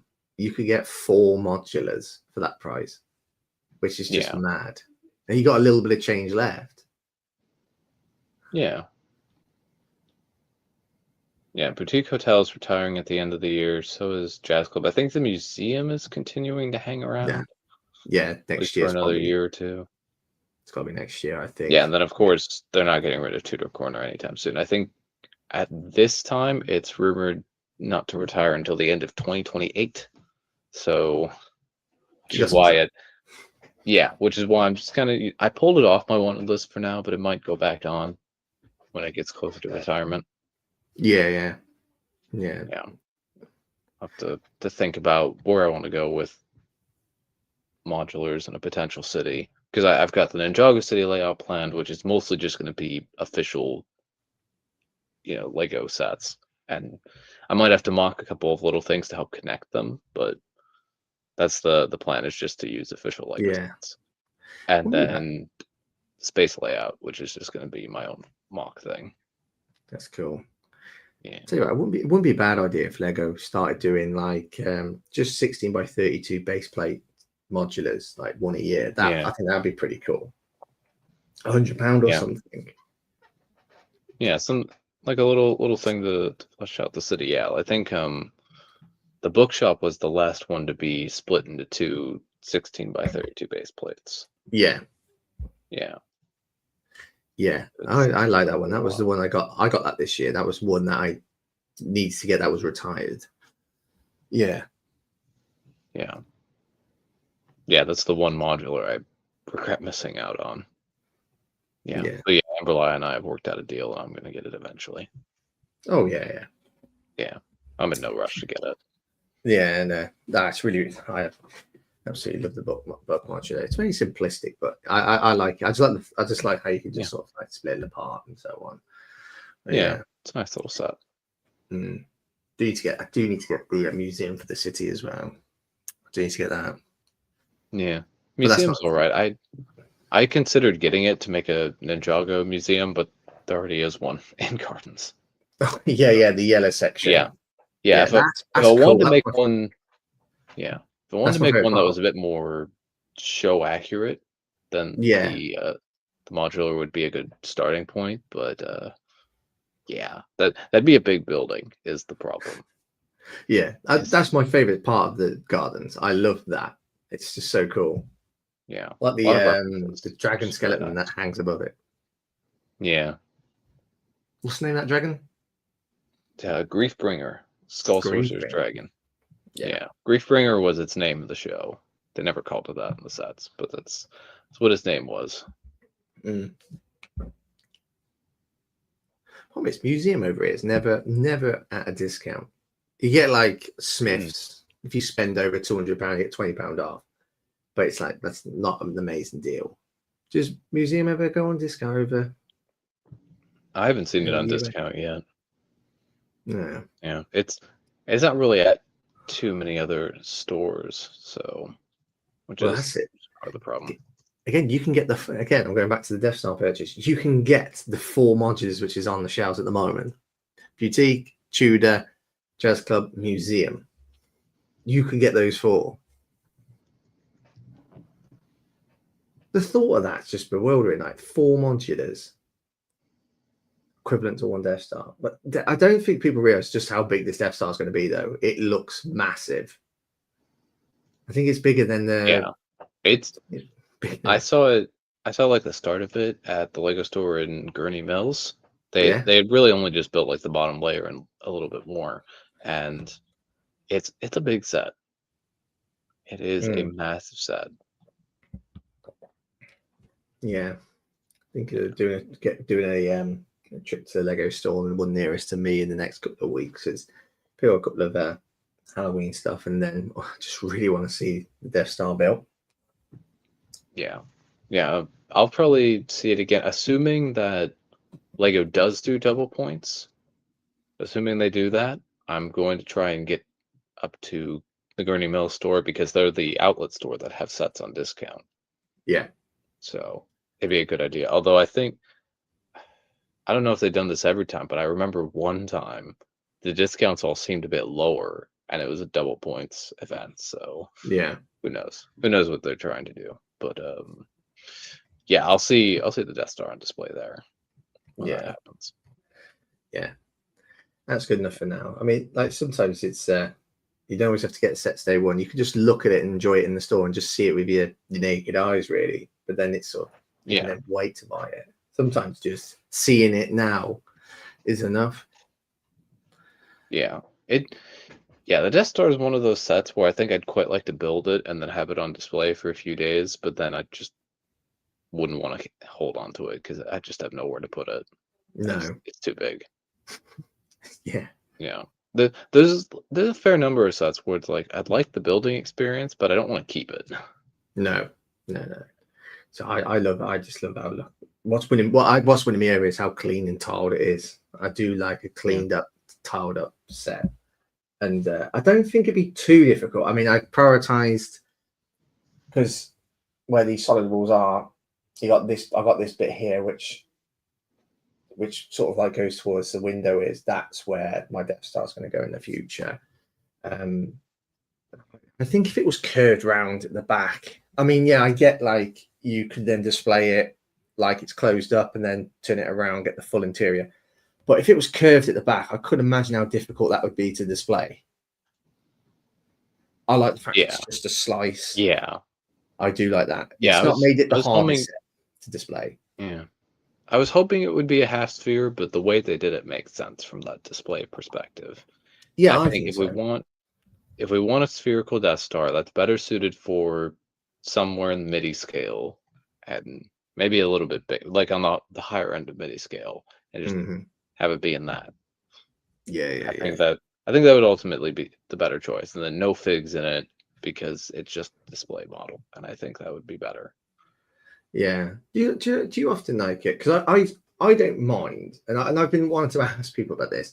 Do you like to display sets with figs in? Because I used to be. Now, like with my Hogwarts Castle and everything, I don't like to have my minifigures on display all the time. Like they're all in like little zipline bags, they're all protected and so on. That's probably one reason why, because I like to protect them, is the minifigures. But like I've becoming slowly an AFOL, which doesn't entirely like having minifigs displayed in sets. But that's just my Harry Potter one, not the modulars, in Ninjago. It just seems to be the Harry Potter ones. Maybe it comes down to just because I value the figures a little bit more, like sentimentally, and I don't want to be, sort of like want to protect it really.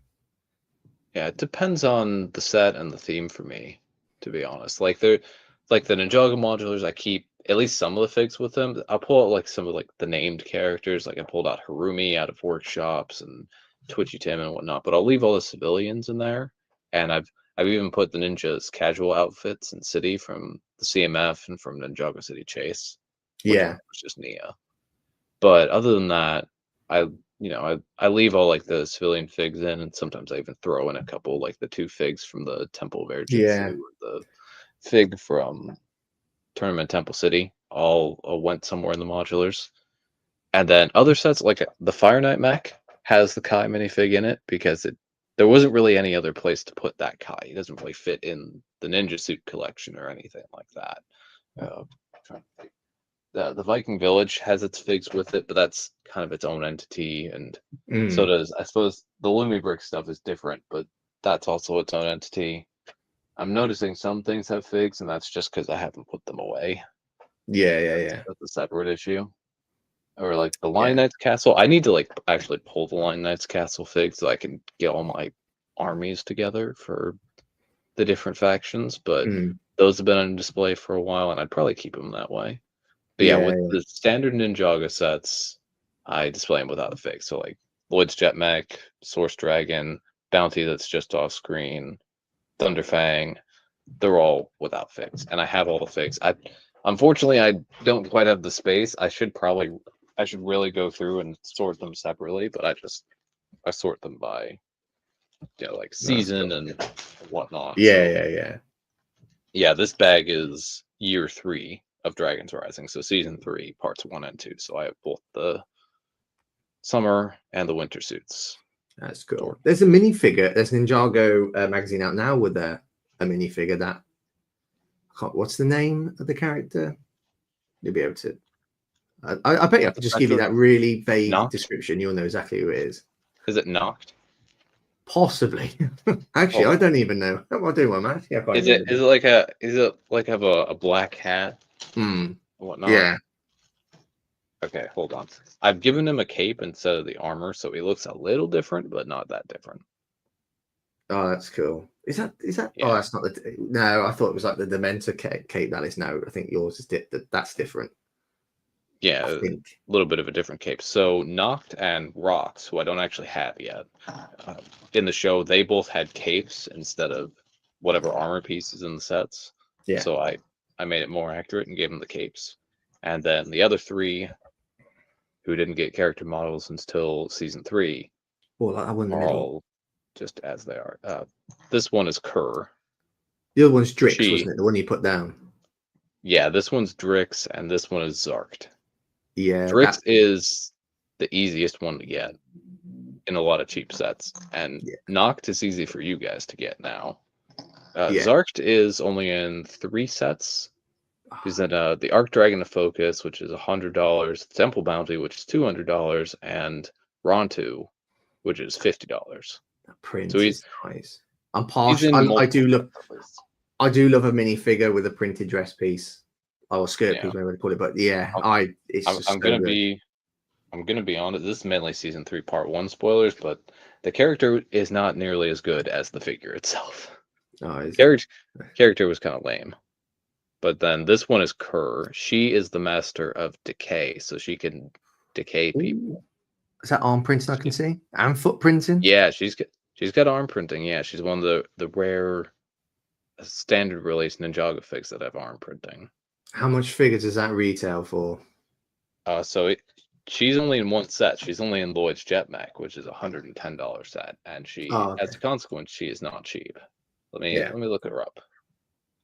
Yeah, neither is Rox. I haven't looked up Rox yet either. Okay, so the cheapest anywhere is in Hong Kong for $30. See, there's one in Denmark for 35. That's a bit closer to where you are. Germany has it for 40. France 47. Cheapest in the USA, which is important for me, is $52. $52. At that rate, you might as well just get the set. Yeah, it's half the price of the set. Yeah, which is absolutely wild. But yeah, Forbidden 5. The Forbidden 5 are probably, in terms of like the show, the most disappointing of the villains. Yeah. I suppose I can talk about season 3, part 1 now, but in all of season 2, we had Noct was already out, and the rest were trying to get out of the little space that they were trapped in. There was this whole build up towards the Forbidden 5, how dangerous villains they were. And then in season 3, they just were like secondary villains to Thunderfang. They spent the whole first half of the season trying to release Thunderfang.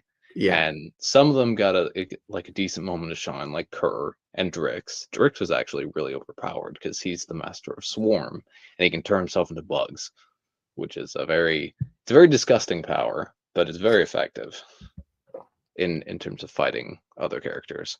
But yeah, they spent the whole time like just serving under Thunderfang and still being defeated by the ninja, and then Thunderfang, takes their souls in the end of the first half of the season, in season 3, part 1, and then they just die. So they didn't do all that much. They were a little bit disappointing. And then, to be honest, Thunderfang was to an extent as well, because he was the whole season 3, part 1. He was built up to be this big threat, and then he does get, for season 3, part 1, he does get killed. But at the end of the season, they tease him in his spectral form, in his ghostly form, still being a threat. So we already knew that was happening, and then that gets into season 3, part 2, which I'm not gonna talk too much about. But yeah, it was I don't know. Thunderfang and the Forbidden 5 were not as good of villains as they could have been, perhaps. Was he hyped up then, Thunderfang, over the year? They were a little bit too hyped up, I think. Yeah, it's a bit like we also have Roz. Yeah, it's a bit like Game of Thrones, the Night King, because I think they said they hyped him up a little bit more. Then he had like a pathetic death, where he just gets stabbed. Well, Does he die? well, Does he they've turn? also got like Thunderfang and the Forbidden Five they're the season villains. They're this year's villains, but they're not the overarching villain that we have for the series. We've had Lord Roz. He's been around since season 1. He started out serving as a secondary villain to Imperium and the Empress, but then he got Yeah. locked up in part 2 and escaped, and it was kind of revealed that really he was pulling the strings, and whoever his master is directing Roz to do whatever. And then Roz kind of took center stage in season 2 of being the villain, and now in season 3, while the Forbidden Five and Thunderfang are the main threat that the ninja have to face, Roz is still out there doing his plan and his master's plan for whatever reason. And yeah, I can't talk too much about it because spoilers. I don't want to spoil the second half of season 3 quite yet. But yeah, Roz, as the season's going on, Roz is making advances in his plan and his master's plan. And I'm curious to see where it goes. And that's like the overarching villain of the entire Dragon's Rising series, Roz and his master. Yeah. Oh, that's cool. Yeah. Yeah. Yeah. I think that was a lot of lore. I just kind of yeah. Absolutely, man. But is Roz going to have it? Is he a character that's his time's just going to be up at some point? Is it? Or is he just? We'll see. We will see. Roz has been around for 3 seasons now, so they've kept him around. Yeah, he's had a couple different minifig variations, mostly in season 2. In the season 2 wave, he had 2 different variations. He should have had a third, but Lego didn't want to recolor a torso, so it's literally the same torso, just with pink highlights instead of red highlights. But Lego didn't want to do that. Yeah, I think I've seen both the figures. One's got arm prints and the other one hasn't it? Yeah, Yeah, I've got a few different Roz minifigs. Let me see if I can find them. Yeah, most of the figs are in the season 2.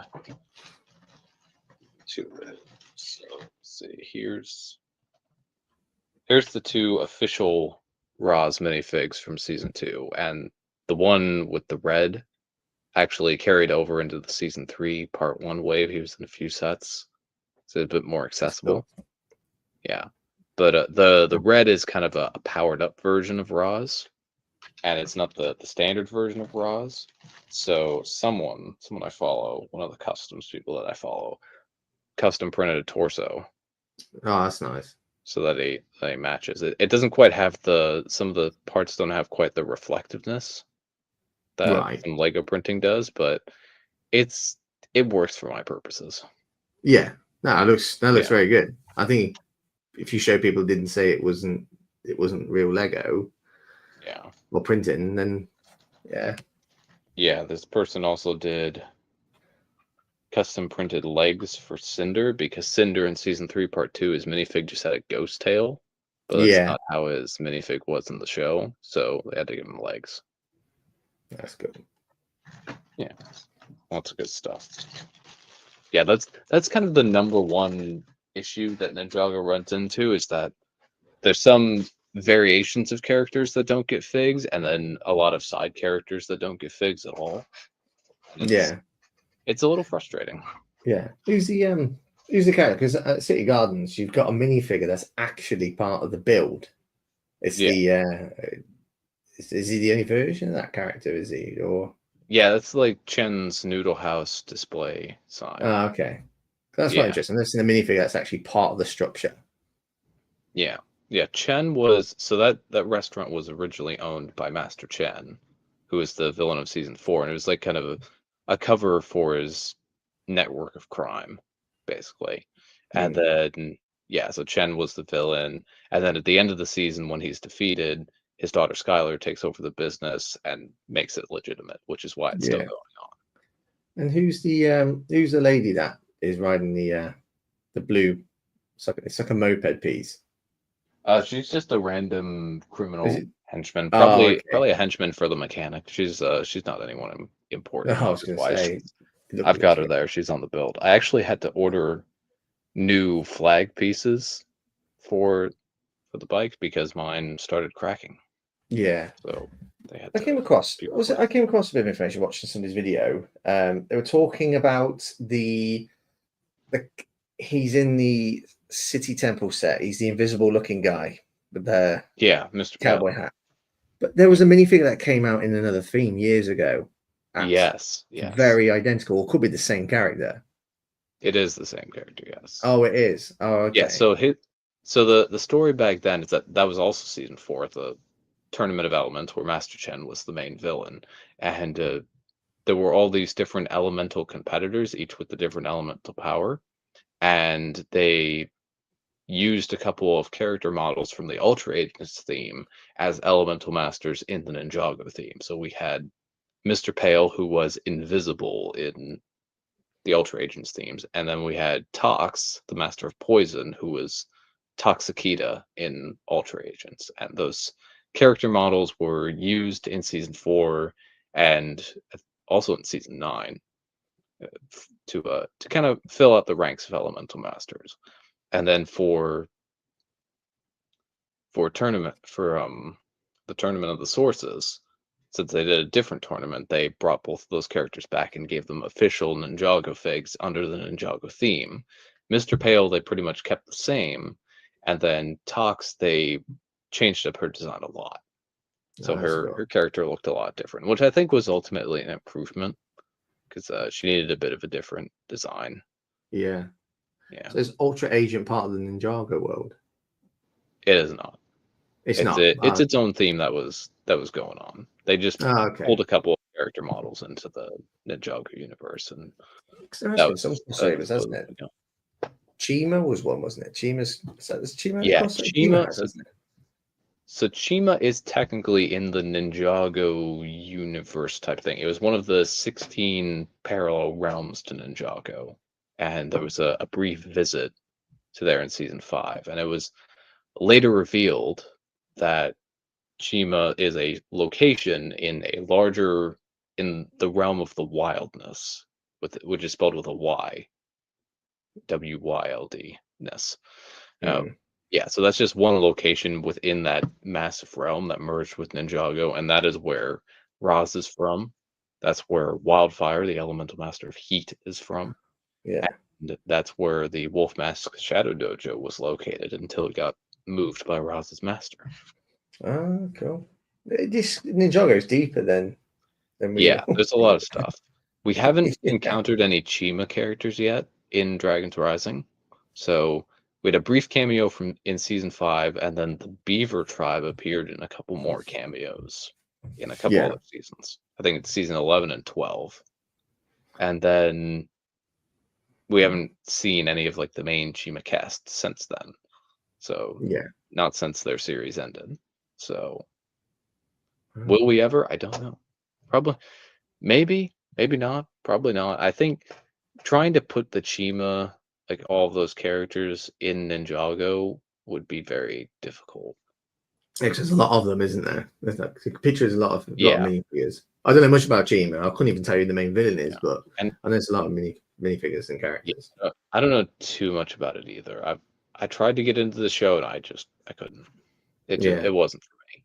But yeah, if they did a bunch of Chima minifigs under the Ninjago theme, they would have to be the villains because that's Yeah. the only way they could get out that many figs. So yeah, that, it'd be interesting, but we've also within Ninjago we've explored the wildness realm. I suppose it's just the land now because all the realms are together. Yeah. But I'd like to see some other realms, and I think we're going to see some other realms in future seasons. We're slowly exploring it all. Yeah. Yeah. Yeah. Well, that's always a possibility. I mean, you had the crossover with Dreams, didn't you? And then you had obviously what you just talked about with Chima. Yeah. Yeah. Yeah. Why is it never did a crossover with Monkey Kid? It always seems like almost like a perfect fit. Yeah, it would have been interesting, but I don't know. Monkey Kid's a very different vibe from Ninjago, I suppose. Different animation style is, I think, the bigger issue. I think with with Dreams and Ninjago, the animation styles were close enough to where they could do a special together. Yeah. But Monkey Kid is a very different animation style, so I don't know if it quite would have meshed together very well. Yeah, yeah. Yeah. And Monkey Kid's also coming to an end, it seems. So unfortunately we'll never get that crossover. Yeah. I'm still in 2 minds whether to pick up that pagoda set. Celestial. Yeah. Pagoda? Yeah, the Celestial Pagoda. Yeah. Yeah. Do that one. Yeah. There's a really good thing in that as well. The it's got like a snake piece. Yeah, I remember her.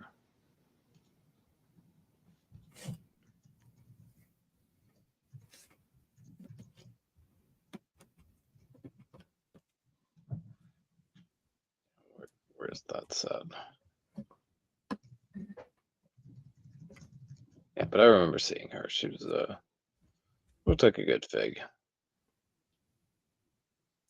Yeah, I think it was under. Who was I watching? It might have been Duck Bricks, because he does at the end of the year. He does like a top 10 licensed fig video and non-licensed. I think he had that figure from the Pagoda set quite high up. Yeah, and rightfully so. She looks like a great fig. Yeah. Yeah. Several great figs. Yeah, it's a very nice set. Yeah. Yeah. I'll be sad to see Monkey Kid go, but also at the same time, I'm like, everyone in the beginning who said, "Oh, Ninjaga's finished," all that because Monkey Kid's out now. It's like, did you have that? Did you have that from people? Yeah, that was like a big topic of conversation when Monkey Kid first came out. It's like, oh, it's gonna be Ninjago versus Monkey Kid. Ninjago's toast. It's done because Monkey Kid's so much better. And where are those people now? Yeah, definitely. Yeah, we've had that over the years with Harry Potter. Like it's reached its saturation point, and this, that, and the other. Yeah, that can happen. Yeah. I'm sure. I'm curious to see where Ninjago will go because eventually Dragon's Rising and what arc they have planned with it is going to end, and I'm curious to see what they do after that. What's going to happen after that? Because we'll have to, at the very least, get a soft reboot. But the question is, will we get a hard reboot instead, where they completely start over the universe, or will that happen at any point with Ninjago? Because I think, I think the voice cast and everything, like they love doing Ninjago, love doing the show, but they can't do it forever. Like it's not going to last forever. Like it could last like another 20 years. Do you reckon it really hinders on the success of the show because it's had so many seasons? Like, how are they going to keep going with the writing and the storytelling and everything? I don't think it necessarily hinges. I think in terms of like what they do with the show might have to change, or like if they reboot it, if they do a hard reboot, what they would change in the show. Because they'd still make Ninjago sets, I think, but would they have to start the universe over, or start a new universe or a different universe? And will the live action movie that's coming play any part in that as well? What will we get from that? Who is the main writer? Is he a designer as well? No, the writers are separate from the from the set designers. Okay. Yeah. Yeah. The writers do really good work. So do the entire Ninjago team is very passionate. So I've full faith. Yeah. I've seen some Duckbrick videos where they've interviewed the designers. They do like their Ninjago. Yeah. I wonder where it'll be in 10 years, I suppose. I wonder what the next stage is going to be, I suppose. And that's something I haven't really thought about as much in the past with Ninjago. Like when Master of Spinjitzu was going, I was like, this is great. It's going to go on forever. And then it ended. They transitioned into the 11-minute era. Then they transitioned again into Dragon's Rising. And now I'm kind of thinking, I'm loving Dragon's Rising and I want it to go on for as long as it can. But how many episodes have there been in total? So many. There were let me see. There were 9. there were 100 in Master of Spinjitzu. That includes the pilot episodes. Plus, there was the 40-minute special, so you could say 102, and then for the we'll say 101. Then for the 11-minute era, there was that 30 plus 16 plus 16 plus 20 plus 30, so 112 of the 11-minute episodes, and then Dragon's Rising so far has had 30 episodes. Wow. So it's it's a couple hundred episodes, depending on how you view it. Becoming a soap opera, isn't it? Yeah. There were the 11-minute era had some ups and downs in terms of writing for the characters. I think Cole and Nia's characters had the best character work because they were the characters who had the least amount of spotlight in the past, or like needed a season of their own to really flesh out the characters. Kai and Jay and Zane and kind of Lloyd, I think, didn't suffer as much as the others, but I think their characters could have been a little better. Yeah. But, I mean, it is a struggle with 6 different protagonists, and now with Dragon's Rising, we have even more protagonists. Some characters get sidelined, like in season 3, part 1, Cole is just not in it pretty much the entire time. He has like 2 or 3 scenes in the entire season. That's just they stick him someplace. They provide a convenient way to get him to go somewhere while they focus on other characters. They gave some much needed focus to Zane, I think, in season 3. Season 3, Dragon's Rising has not provided too much focus to Zane, and I think it was desperately needed, especially since Pixel came back, which is another character to work with. Yeah. And then Jay as well has not had too much in terms of screen time or character development, although that does change in part 2. I'm not going to spoil anything, but he is involved. Yeah.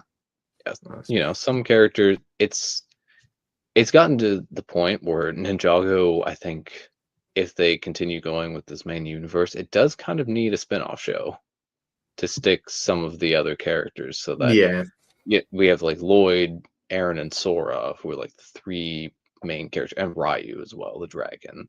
Those are our primary 4 characters, and there's a lot of focus on the new ninja, but it also feels like we need some space for the other ninja to adventure and get some development of their own. Yeah. But I think, it could get a little messy with 2 shows, but I think it could be helpful for their characters. Yeah, that's it. The spin-off would be a good option. Give the show something to breathe and so on, and to give more screen time to those characters. Because obviously a lot of characters, as you said, that doesn't make it into the show so much. And there's probably fans out there that absolutely love that character. Everyone's got like a favorite ninja, haven't they? Yeah, like I know Amber Lya is a big fan of Cole, and she's like a season and a half behind. She hasn't watched since season 2, part 1, I think. But she's a big fan of Cole, and I don't think she's gonna like how little of a role Cole gets in the upcoming season, or in season 3, part 1. He has a little bit more to do in season 3, part 2. Yeah. And then season 4 kind of sets up some stuff, and I can't talk about it any more than that because I don't want to spoil things. But I'm interested to see where season 4 goes and what they can do with all the characters that they've got. Yeah. I'm hoping that all of them will be involved, and I think there is a way to do that. So yeah. Well, the writers know what they're doing, don't they? Because they've done really well to this day. They'll know what to do. Yeah, I trust the writers, especially the current writers who are running Dragon's Rising. They're doing a really good job, and they've said that they have a plan. Has it always been the same writer or writers? No, there's been a few different writers. Yeah, there's been the Hageman brothers were kind of the first ones that were involved in a lot of the Master of Spinjitzu stuff. Yeah, and there Tommy Andreasen, Braggy as well, and then Doc and Kevin are the current ones. that are really involved. Yeah, and the Hageman brothers are actually involved in the live action movie that's coming out at some point, which we still don't know what kind of live action it's going to be, whether it's going to be humans or if it's going to be like Lego movie live action, where it's minifigs with the fluidity of Lego minifigs. Oh, So cool. we'll see. Yeah, we'll see. There's lots to look forward to, isn't there? Yeah. Yeah, a lot of stuff. I think I don't remember when the movie's coming out. I think maybe 2027. We'll see. Yeah. We will find out. 2027. Oh, yeah, well, every Yeah. year and a half, pretty much. Let me see.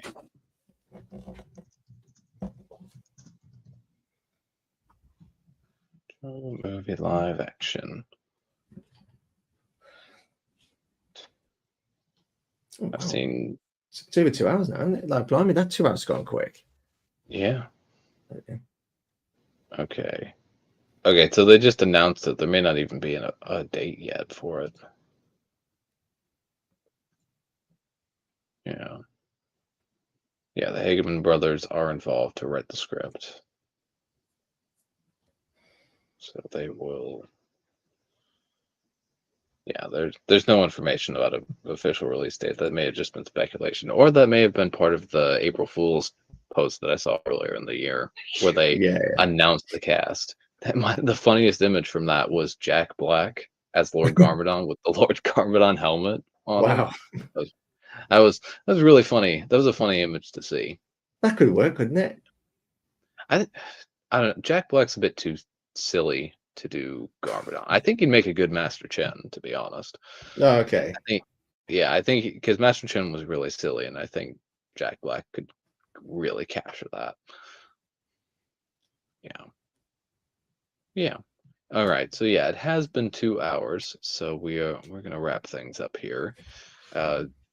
Chris, is there anything coming up this week for you that you'd like to let the viewers know about? Anything that you're up to? Not too such. I'll just be potting around on Instagram, and just working with friends in 2 weeks' time. I'm just treading cautiously at the moment with social media, just trying to manage it a little bit, because I just realised over the past couple of months maybe it's burning me out a little bit.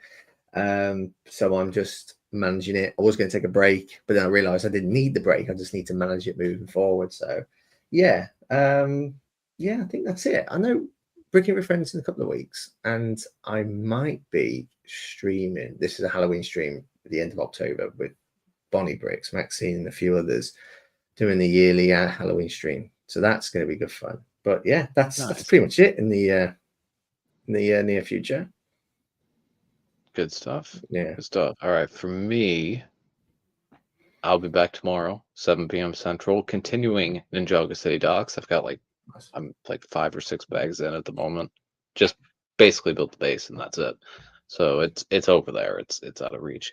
But I'll be doing that on my Twitch channel, and then Tuesday evening will be Clicking Bricks October releases. Amberly and I will be covering stuff there. That's at 8:30 Eastern, 7:30 Central. We'll be covering all the October releases, Death Star, holiday stuff, and everything else that's releasing. I look forward and to even that. BDP. We'll be covering BDP as well. So yeah. Oh, nice. Yeah, those two are the main things coming up for me, and then of course Breaking with Friends on Sunday, this channel as well. Yeah, that's good. Yeah, looking forward to that. I never miss an episode. Never miss an episode. It's good. It's good watch. Yeah, it's always good fun. I need to do the thing where I check the comments again. Yeah, I forget to do that every so often. Like I like remember it's like, oh yeah, I need to look at the other channel and do that, because I'm a moderator for the channel. I'm like a special moderator, so I can access certain stuff. Does Amberly ever pressurize you to watch a certain thing before the next episode? Because it always seems to have a conversation about you. Like there's always something you haven't watched. Well, we do the "How have you not seen that" segment, so it's always making sure I've seen that segment, seen that movie. I've got to watch Robin Hood Men in Tights. It's the movie I have to watch. So that'll be fun. Yeah, K-pop Demon Hunters though, the last movie that I watched was so good. I recommend that to everybody, and I love the music from that. I'll tell you what was a really good. Oh, sorry, mate. Go on. No, it's just a really good soundtrack. Yeah. I was just going to say, what really made me laugh at the previous episode was when you got Amber Lion to try and guess how much the tree was going to be. The noise she made. Oh yeah, She was genuinely shocked. yeah, She was like about $100 something off. yeah. That was crazy price for that thing. Yeah, we'll be Yeah. covering that too in releases. Yeah, That's mad. That price is. It's just because new elements, isn't it? crazy. New element, Yeah, maybe. new elements and the new classic space part colors. It's that tax is what's happened there, I think. Yeah. But yeah. All right. So I don't know if I can actually raid from the Twitch on the Twitch side. All right. So assuming I'm gonna check on these, check on someone, check on a potential raid target. Let's see, what's this person up to? There's that person doing that thing. All right. I don't know if this will actually work. I don't know if we can actually raid. Oh, we were talking about this earlier. So let's see if we can raid Astro Canuck, who's working on the Sanctum Sanctorum, actually. Oh, great set. I don't know if I can. If I can't, then oh well. Let's see. Did that work? I don't think that worked. Yeah, that didn't do anything. Try going into mod view, see if I can do that. Because I can do it with Amberlia, but I can't do it on clicking bricks, but I can't do it here, I don't think. So yeah, I think that just means we'll just end it. We'll just on the stream. No raid this week, unfortunately, but that's okay. That's okay. Be sure to, if you guys want to, there's plenty of people live both on Twitch and YouTube, so be sure to check out other people if you want to hang out somewhere else. But thank you all for watching. Thank you so much. BrickBods is streaming now, I think. BrickBods as well. Yeah, BrickBods is streaming. Yeah. Yeah, lots of people streaming. Yeah, there's always like a bunch of people because I follow a bunch of people that aren't like related as well. So we should sort them in categories so I can see who's who. Yes, thank you all for watching. Really appreciate each and every one of you. Big hearts to all of you. Fab will hopefully be back next week. I'll be back next week. Chris will be back in 2 weeks. So make sure to tune in for all the streams, and we will see you guys next time. Bye. Yeah. Bye, guys. Thanks for joining.